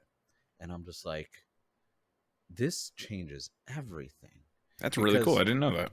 Because it's kind of like Pokemon, except in the fact that like you get one card that's your main character, and that stays out the whole game, and everything else is attack cards and this and that, and defense cards, and you just go back and forth and defend this snap per turn and try and see if you could take all the health away from your hero. But all the heroes are different. So if you have a Midoriya, you could start the game with 7 cards in your hand. But if you have like Bakugo or All Might, you might only, the character card might only say you start with 5 cards in your hand. But so like the strategy, and there's not just one hero card for like Bakugo. There's like 4 or 5 different hero cards you can get for him. So there's regular common one, but you only need one for your whole entire deck. He stays out at all times. So I'm just like, this is, and there's no prizes or that. It's just knock out the hero, you win the game. And I'm like, very simplistic rules. Like I read the book and then I watched a YouTube video. It's like, hey, learn the game in 8 minutes. And I'm like, holy shit, this is a good game. Like, and like, and the card designs are like OG, like TCG ones where there's no like gradient, like difference to the card. It's just ultra shiny foils. And I'm like, that's cool. I was like, I remember when cards were like this. No reverse hollow foils, none of this weird gradient. Rainbow foil, whatever. Yeah, it's just a smooth card and shiny. I was like, I like it. So I was gonna message you about it because I was like, hey, remember, keep your eye out. They have Mortal Kombat Street Fighter in there. That's awesome. I'll have to check that out. I hope they get some other IPs because I was like, man, if they get like King of Fighters and some other ones in there, I was like, that's very cool. But it's still like, it came out about mid to late, like around September, October of last year. So it's still they're still on wave 1. Like they haven't done an expansion yet. So I'm like, it's still like fresh and new. So I'm like, yay, because Digimon was tough to keep up with because they were putting out a new expansion every like 3 months. Yeah. Same with Pokemon. And I'm just like, as someone who played Pokemon TCG, I did some big tournaments during the pandemic and did pretty well for myself. And now I'm like, well, every time a new expansion comes out, the bar moves up of what's banned. So I'm like, I got to keep up, and everyone's scalping them. I can't play anymore. And I like playing meta in TCG. I love the meta. Like I have a Pokemon. You one of those. I have a meta deck with Phalanx, which is like a little thing with all the little like centipede with all these like balls on them. And like I'm like, it's like just a shitty freaking deck. You could go make it for like $5, and it's so meta that like you could take out like most of the top tier players. Like and I'm just like. And I'm like, playing with skill, hunting down these rare cards, save that. I don't want any of that. You give me this centipede that literally looks like testicles, and I will just have fun. It's like, oh, you have all these. I was like, oh, trainer options, potions? No, thank you. I'm just going to keep attacking you because it gets like 25 or like 50 bonus attack and health per one that's on the same name on the bench. So your bench is just all Phalanx. And then you have a Phalanx out there. And you're just like, and you take less damage and you get more health and you do more damage. So I'm just sitting there like, okay, yeah, I'll attack. I'm like, oh, poison? That's cute. Nice. I was like, you have such a variety of cards in your deck. I don't at all. Like I'm just slim and efficient. I like it. It's all colorless and energy. I'm like, in fire. I'm like, what am I going to do? Nothing. And I like to play the meta. That's just how I am. Cause like, it's my personality. I don't want to think. I don't want to have to like strategize. I just want to auto win. That's all. That's a young kid's game. Okay. was like, I'm 36. I don't got that much time left. I'm trying to just get this over with so I can go take a nap. I don't have time for this match. Yeah. I want to be done with you. It's like, I just want to make it to the next round or lose. At least it'll be entertaining either way. There you go. Yeah, but no, because TCG stuff, like, that's what Digimon, like, I got back into Digimon was going full circle back to Digimon, is because the Digimon TCG came out, and I was like, I remember playing this as a kid. I was like, it was an overly complicated card game compared to Pokemon at the time, but let's face it, Digimon's always been superior. They had the Digivices. Those are cool. Like, they have cooler monsters, and they have monsters that went from like a cuddly bunny to a straight up Gundam. So yeah, it's cooler. Pokemon is doofy. It really is. But then again, like, I do like the Pokemon movie, and I do like their games. I will say Pokemon is leading the way with games, because I don't think we're ever going to get Digimon Survive at all. But, no, that's Digimon dead now. It's fine. Yeah, like, that's why I'd go back to Digimon stories. Apparently, I was told in stream the other night that they are working on a new Cyber Sleuth style game. So that'll be cool. I know they showed some video thing that looked weird when we all thought they were gonna talk about Digimon Survive like a month or two ago, and I was like, and it was like a new Survivor or new Cyber Sleuth game or something. Yeah, it looked like Persona but Digimon, and I was like, I don't know what that is, but I'll play it. Just I'm here for something. Give me something. Like, I'll keep playing these other ones, and then that Digimon, I forgot the other name of it. The one that came out also on Next Order or something like that. Yeah, that one was really good because that was like OG, like the first Digimon game that came out on PlayStation. I played the shit out of that, but I couldn't get into it because it was very like auto battle kind of thing. Yeah. But I was told it gets less auto battle later. I just didn't have the patience to like wait until then. Yeah, you got to get a good like 5-6 hours into it, unlock new areas, get some more stuff, build up and abilities and stuff like that. Yeah, and then it's less of that and more of almost like the original place, like a Digivice. You go and you train them, send them to the bathroom, get his stats up, evolve them. Whereas like Digimon Story, it was like, okay, I'm gonna put you in the farm, and then I'm gonna leave my Switch on overnight, and I'm gonna come back, you'll be level 100. I was like, that's how this works. Like, I put so many hours into that game on PlayStation and my Switch, just leaving it on so they could all level up in the farm. Because I was like, no, I was like, what'd it be like having like Omegamon was like 3 chapters in? I was like, that'd be great, wouldn't it? Yep. I was like, I'm gonna do that. I use, because I actually want to use the ones I like, right? So like whenever I put things on the farm island, I have like the you'll be on the team when you're good enough kind of thing, and then I have the other island that's like, these kind of interest me, or these are like, I'm gonna work on these guys for the decks kind of thing. And then I have like Misfit Toy Island, where I'm like, I don't give 2 shits about you. Why are you in front of me? Get over here. Get better. You're just for the registry, so I can complete. Yeah, I'm a complete. You're like the Ditto Sex Jelly. Just get over there, do your job, stop talking. Yeah, like you're not needed. I'm a completionist. That's all. Yeah. But no, that was actually such a good. Like, I wish there was more, and it had PvP. I loved the PvP in that. Like, I remember just going through like, with the farm, leveling up everything real quick, and I got all the megas really early on within like a week of the game coming out, and then I was like, let me go check out this PvP and see what everyone's doing. And then All Force Vidramon showed up. Dude, Speaking of meta, that and what's the other one? It was past Angemon, Angel 1, the one that looked almost like a Ophanimon and Seraphimon. Yeah, and it's just like, nope. Nope. I was like, so that's the thing, like with that kind of stuff, like even in fighting games, right? Like to even bring it back to fighting games, I don't care about meta personally. I'm gonna play who looks cool to me. It just so happens in this King of Fighter, this iteration, King of Fighters 15, every character that I enjoy also happens to be an S tier character. Right, that is not my fault. I didn't balance the game. And I was watching you stream it the other night when you were doing that fight, and I was just like, man, that guy looks cool. Look at that mustache. That mustache is so nice. So Omega Rugal, yeah. Oh man, he was, and then that was to harken back to like old SNK bosses, just be like ridiculous and nearly impossible. But we did it, so that was cool. Yeah, like I just, when it comes to meta stuff, like at the end of the day, if I don't enjoy like looking at what I'm playing kind of thing, I'm not going to be a fan. So like even when I play like Yu-Gi-Oh, I play like a dinosaur deck just because I like big dumb dinosaurs. It's kind of my thing. I play my superhero decks because I don't care what it says. I think GX was better than base Yu-Gi-Oh from a show standpoint.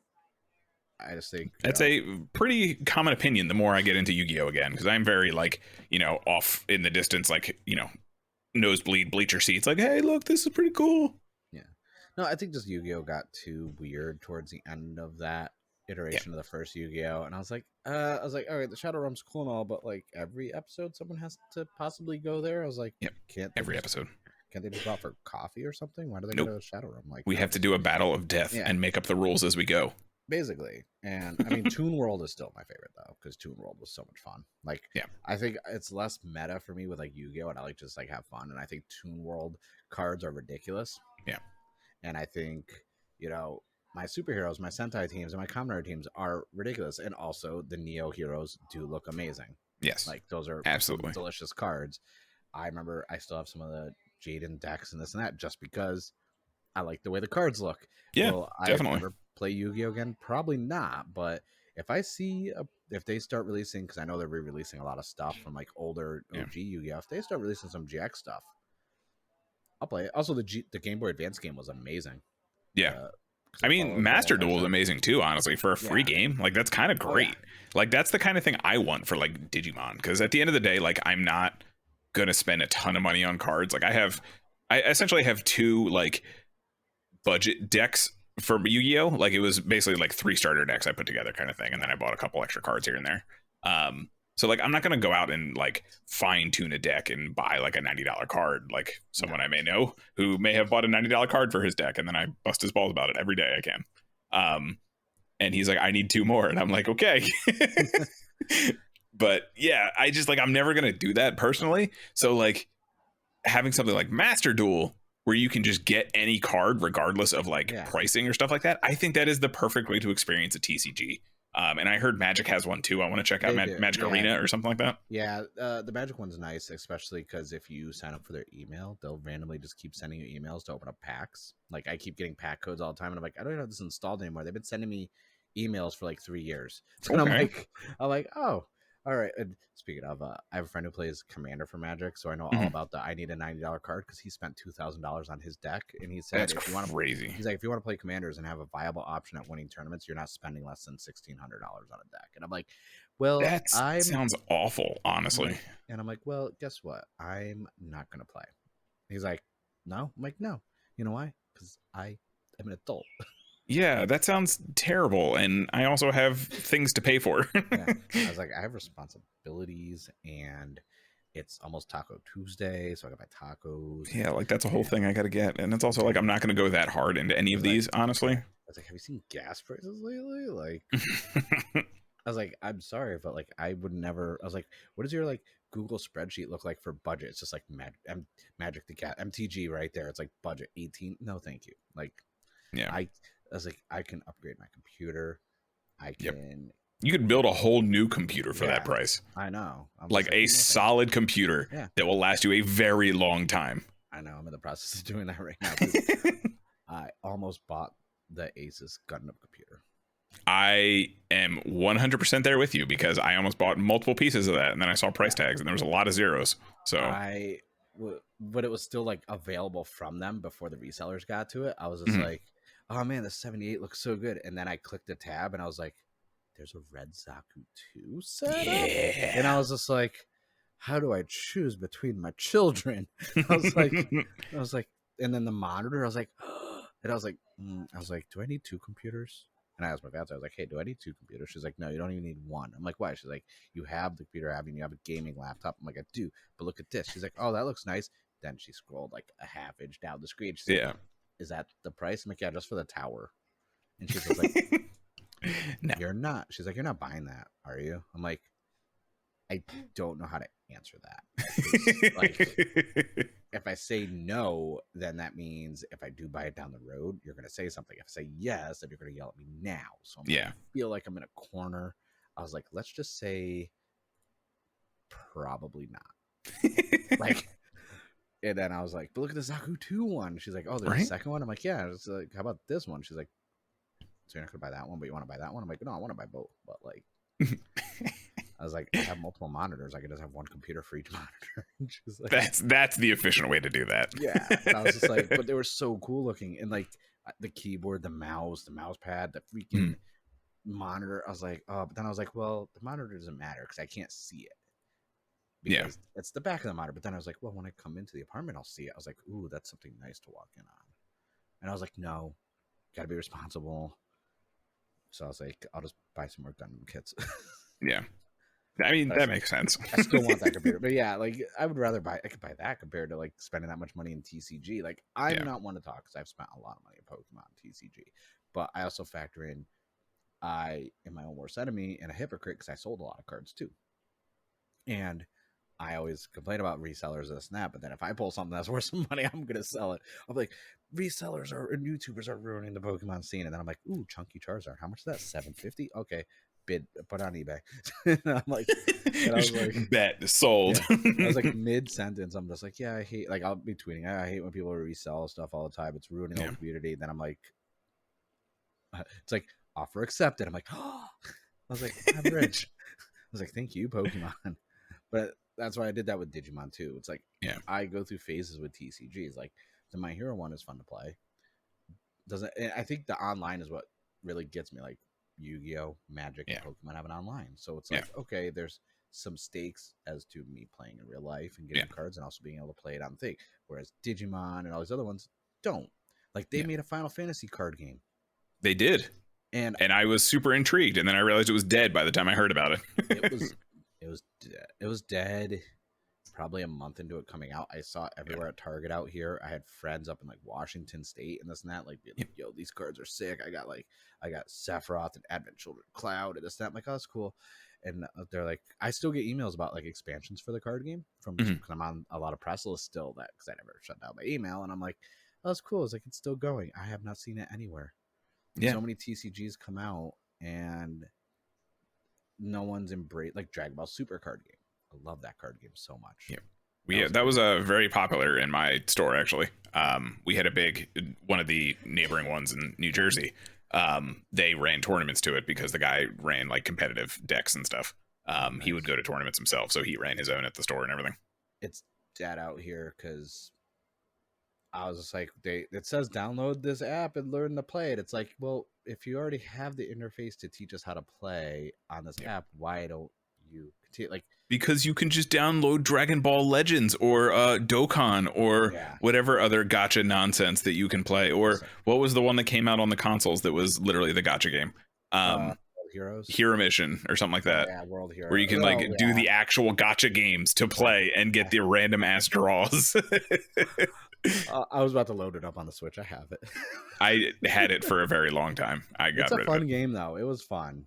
It was fun if you need something like mindless. Yeah, it reminded me of the Ganbarizing, like Kamen Rider arcade machine. Same kind of thing. Yeah, absolutely.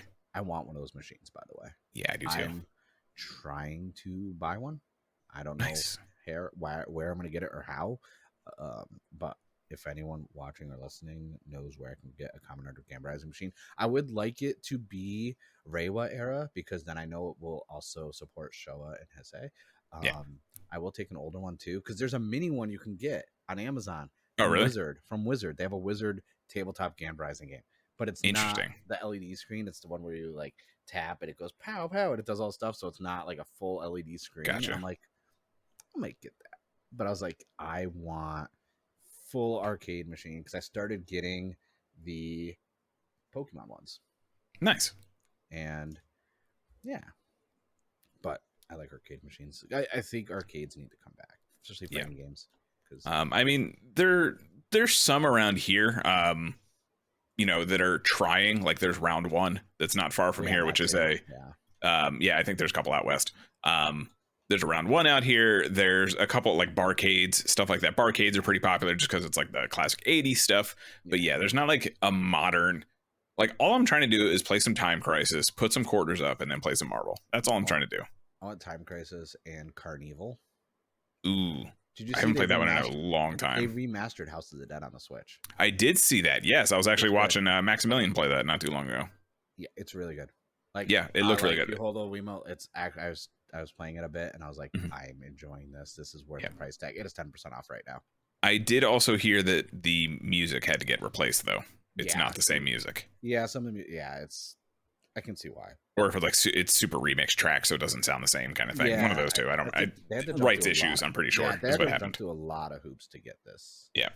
That's which is awesome. Mode. they had a 2-player horde mode, just That's waves of cool. zombies. That's pretty cool. Because I feel like that's pretty much what like 4 turned into at that point. Yeah, I don't remember 4 that much. 4 was the Uzi one where you had the machine gun. Yeah, I like Typing of the Dead. Typing of the Dead's fun. I was very into House of the Dead too because it had the shotgun peripheral. Yes. And you reload. I still like Time Crisis with the foot pedal to like. Yes, Time Crisis 3 was my shit. That was revolutionary for the arcade shooter, and I'm waiting for 1UP Arcade to start releasing those because they need to. They need to. I have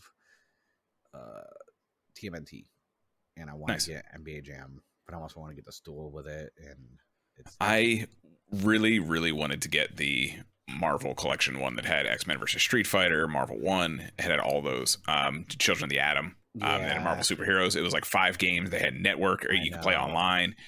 It was just, I can't. It was too much. Yeah, and that was the one though. I was like, damn, I've been waiting for this one. If that had been announced before, I would have probably got that instead of TMNT. But that was even like a lot of wheeling and dealing needed to be done on my end to bring that into the collection. It's still not put together because I have no spot because we were gonna move. But we decided to renew our lease because good deal and the economy. And I was like, damn, I wanted another room. And she's like, why? I'm like, for office things, nerdy stuff. Definitely not like, giant Gundams and arcade machines. I was like, I have 3 drivers on display. She's like, yeah. I'm like, I have 18. Ooh. Actually, I actually have 26. Dang. I'm in trouble. I was gonna make the joke. Well, like 20 of those are from Saber, so it's true. I canceled my freaking Storios one and Solomon. I was like, dude, premium Bandai for just a regular belt. I was gonna do it for the books. That's it. And I was like, I can't. I gotta. That's fair. I was like, no. I got freaking Darendal through reseller market cheaper than it was on premium Bandai. Yeah. So I was like, I was very upset that the full-size sword was, I mean, understandably a higher price tag, but how high it was kind of upsetting. I missed out on that one, unfortunately. I'd give it a couple months, wait for buyer's remorse.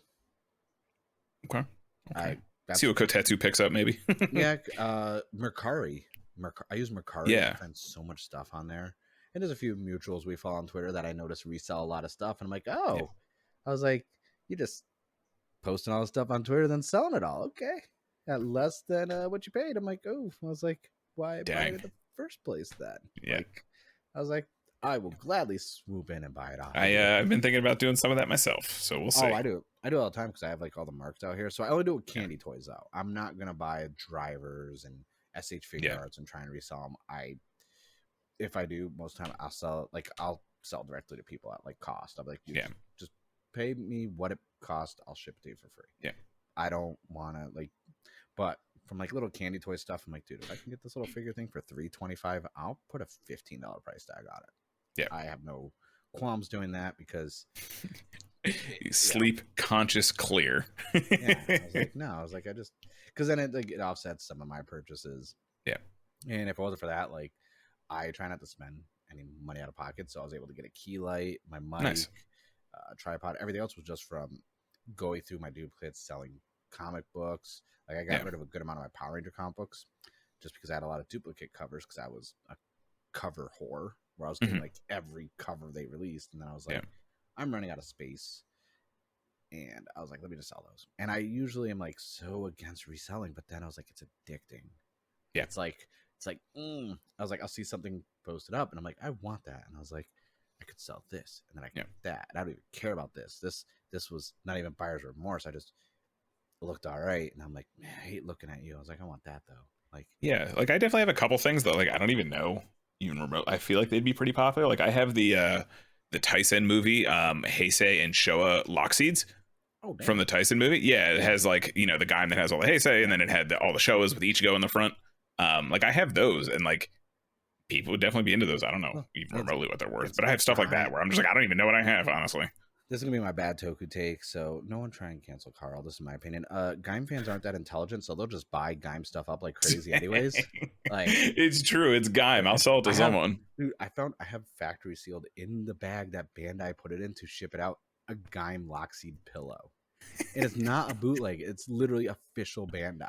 That's awesome. And I'm just like, it's still in the bag. I bought it. I was like, oh, it was like $15. I was like, this is a nice bill. And I saw what people were selling it for. I was like, yeah, Gaim fans, you and your fruit ninjas.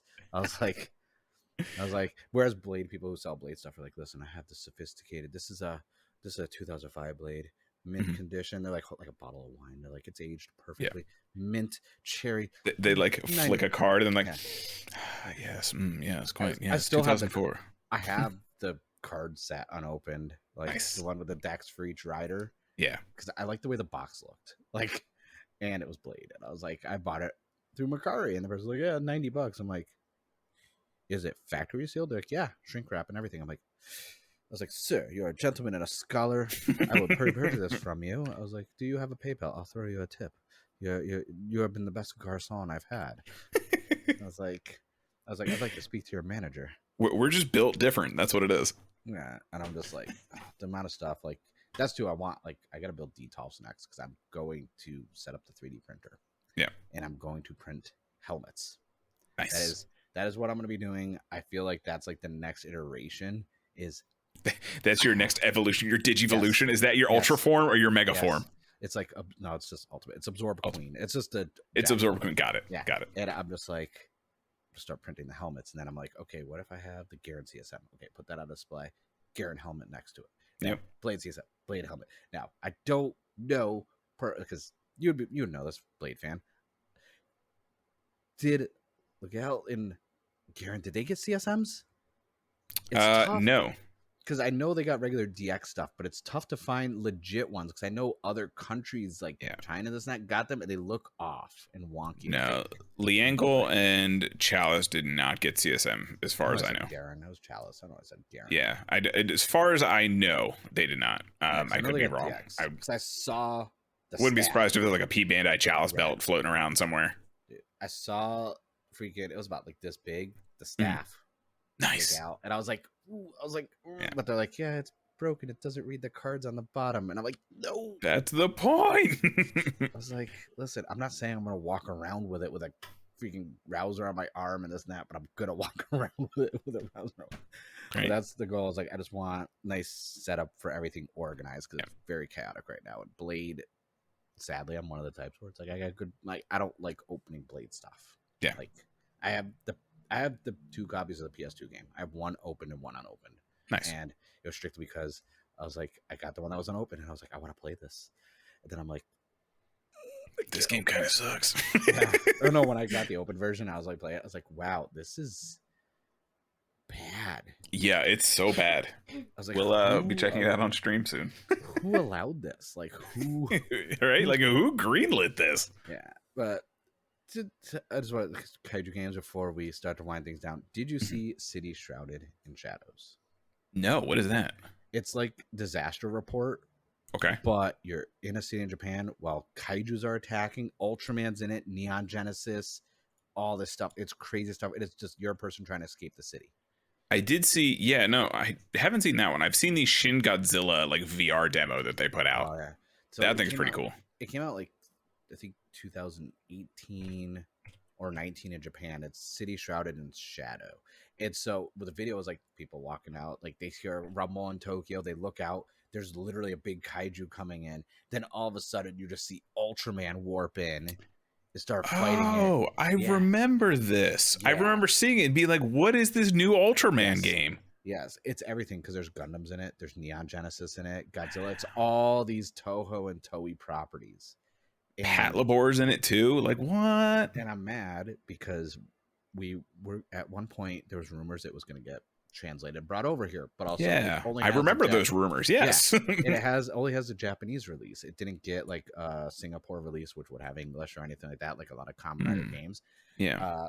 So I finally caved in. I bought it because I was like, you know what? I played enough Disaster Report. I don't need to know that much Japanese. Yeah. Like, I have the Google Translate on my phone. I'll just hold my phone up to the screen and learn what the menus all say, and then I'm good to go. Because after that, it's literally you trying to escape the city. Yeah. But I finally found a copy of it. It's not hard to find. It's actually it's cheap everywhere now because it kind of flopped. Because not surprised.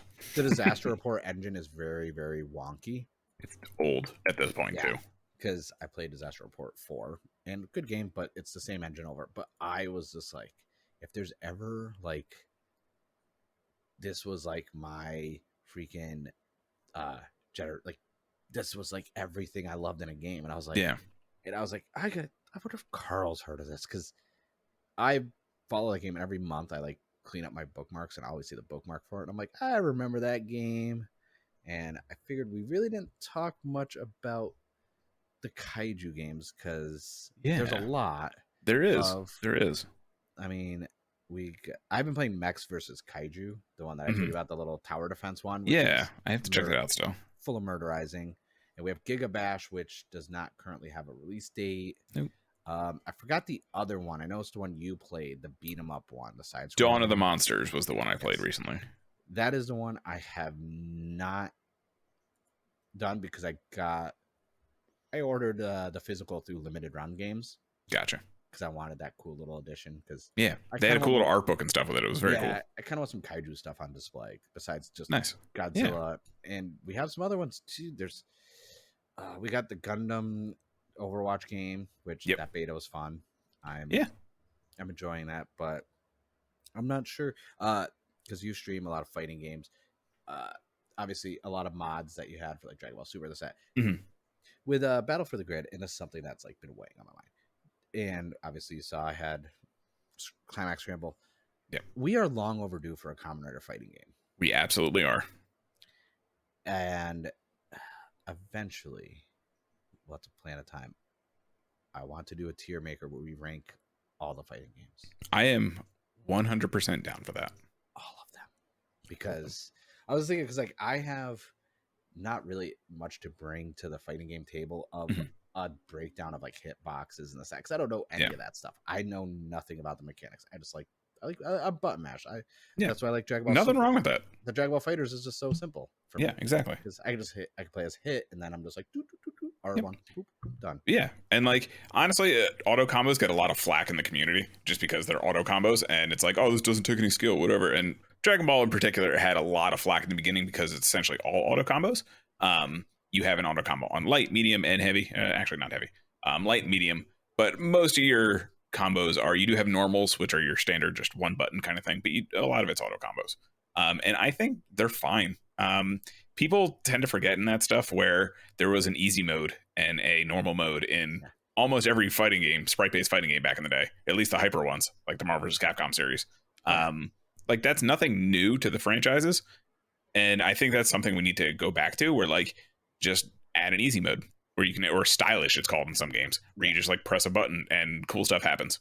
And that's honestly what some people need. And if that's what gets them to play fighting games, I am 10,000% here for it. That's what I say. Like when people are talking about easy mode and like Elden Ring, I'm like, okay, I get where that's a part of the lore. This like it's a difficult game. You want to get better, but fighting games, I remember playing, Super Nintendo, Sega, this and that. They weren't like anyone can just pick it up and play it. It wasn't or complicated at times. They got more complicated, and I'm like, you're really closing yourself off to a lot more money by not making it more easily accessible and playable by people. Like I have a fight stick. Yes, I used to take fighting games very seriously, but I don't want to. Sometimes I just want to chill and play and just button mash and have fun. No, that's totally understandable. That's why I was mentioning the free to play earlier. I mentioned that the article I'm working on. Free to play is a fantastic way for people just to try something. I think fighting games have had have gotten this really bad rap of being very, very, very difficult. And some of them can be a little more difficult to do higher level things, but pretty much any fighting game you can turn on and just start pressing buttons, like you're saying, like you want to do. And I think free to play is a good way to prove that kind of concept correct. If like Killer Instinct, I mentioned earlier before we started, or it might have been on stream too. I don't remember, or the episode. No, we mentioned it. Yeah, like that was free to play, so it gave people the option to just come in and be like, "Hey, what's this going on? What's going on here? Like, what is this fighting game thing?" And like that's going to bring in it. Like it's free to play. It's going to do nothing but give you more revenue on top of it, because the people who are going to pay $60 for a game are going to buy that no matter what, whether it's free to play or not. So it's like that kind of thing is just, it's so important to building an audience. And I think it's just so important to expanding people's love of just going in and playing a game. Because I think there's also the idea of like, it has to be multiplayer now. But like a lot of games like Mortal Kombat is known for its story mode now. 99% of the people that buy Mortal Kombat buy it for the story mode. I have a friend who literally, he doesn't buy most like new consoles that, like he just got his PS4 a couple years ago, like a year or two ago, and he has been going through all the Mortal Kombats, and he doesn't play online. He's like, I've known him 30 years. Yes, man, at my wedding, I don't even know his gamer tag. Because he's like, I don't even play online. He's like, I literally he's just going through beating all the stories in Mortal Kombat and all these other games and like God of War. He's like, dude, Mortal Kombat is such a good story, man. These cutscenes, it seamlessly goes into it. He's like, man, I wish the OG ones were like that. And I'm like, cool, did you play it online? He's like, why? He's like, dude, the story's good. I'm going to go to the crypt and unlock stuff. There's so much. And he's put like over 100 hours in that game, but he's never played one match online. Yeah. And that's just how it is nowadays. Like you can have, if you have a robust single player option, you're also going to get more people than just having online in like an arcade mode. So, no. And I was just like, yeah, that's because like even when I was back home visiting and this and that, and I was like, oh man, he's like, yeah, he's like, I don't know. He's like, I gotta buy some new games. He's like, I think I'm done with Mortal Kombat. He's like, does any other like fighting games have that level of like story? That's not like, no. Not that depth and not that much stuff to unlock this and that. Like you, Street Fighter V tried and they had a very poo-poo story mode. So he doesn't like the graphic styling of Street Fighter, which I get because Sense 4 Street Fighter is not for everyone from a visual appeal standpoint. Yep. And I think one of the biggest things about Street Fighter V is it looks like Street Fighter 4 from standing back a few feet.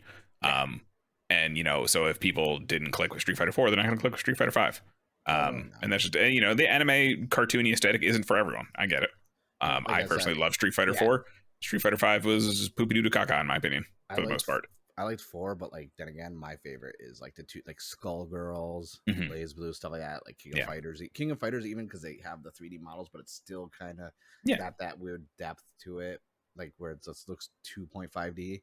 But no, Street Fighter's not like, I don't know, like Mortal Kombat even was like the only like in Soul Calibur's really like 3D rendered fighting games I loved. Yeah. Soul Calibur 2. I could do an entire episode just on Soul Calibur 2. Dude. Don't. Well, next. I'm going to make a list. Be like, all right, you're coming back. We're going to talk about Soul Calibur 2. Yep. We're going to talk about all this. We're going to talk about. We're just going to do an entire season where I just come on for like 50 episodes. Basically, that's what I'm going to do. But before you go, plug away all of, because you said you were writing an article. Yes, it's efncool.com. I have a couple up there already about fighting games. If you guys are interested in more fighting game stuff, I try to keep it like universal language. I try not to use as much jargon as possible, just so everyone can kind of pick it up and read it. And then I'll have one coming out probably tomorrow. You know, talking about free to play and all this kind of stuff. And then you can also catch my podcast, Tokudon, on all major podcasting sites, probably where you find this one. And we have the videos up on YouTube, and we stream it over on twitch.tv/KaijuCarl. And for any other updates and stuff, you can follow me at KaijuCarl on Twitter. All right. I thank you again. This was long overdue, even though it's only been 6 weeks. Like I said, I felt like it was 6 months since then. Obviously, we'll have to have you come back on because we did not deep dive into, like I said, so many topics to like talk about. Even then, I was like, "Oh, it's Easter. I'm not going to keep you too long." And then I'm like, "Oh, shit!" I was like, "I lose track of time." That's all right.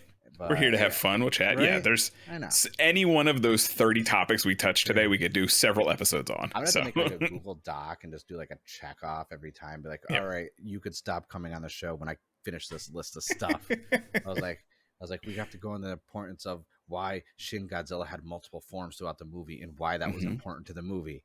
Listen, don't even get me started on how Goro is actually the catalyst to Shin Godzilla, okay? The scientist who on the boat. He is the actual catalyst to Shin Godzilla, but I'm not going to get into that right now. That's definitely going to be talked about. We're going to do Kaiju. Because I was like, I want to do episode all Kaijus. And I'm like, no, but we got to talk about fighting games and everything else. And I'm like, no structure. I don't care. Yeah. But I think figure it out for being on. Yeah. Thank everyone for watching. If you're watching on YouTube, if you don't, there's like a red button. If the button's red below, this means you haven't subscribed. So you have to click it so it's not red anymore. I personally don't like the color red. I like the color green. That's my favorite. And then if you're listening on all major podcasting networks, you can subscribe to those. I do iTunes. You can leave reviews on. I don't know if Amazon Podcasts allow reviews because I know the show just now premiered on there because I didn't even know Amazon had a podcasting platform. But, you know, there's so many. So I thank you guys for listening. Thank you guys for watching. And I will see you guys in the next episode.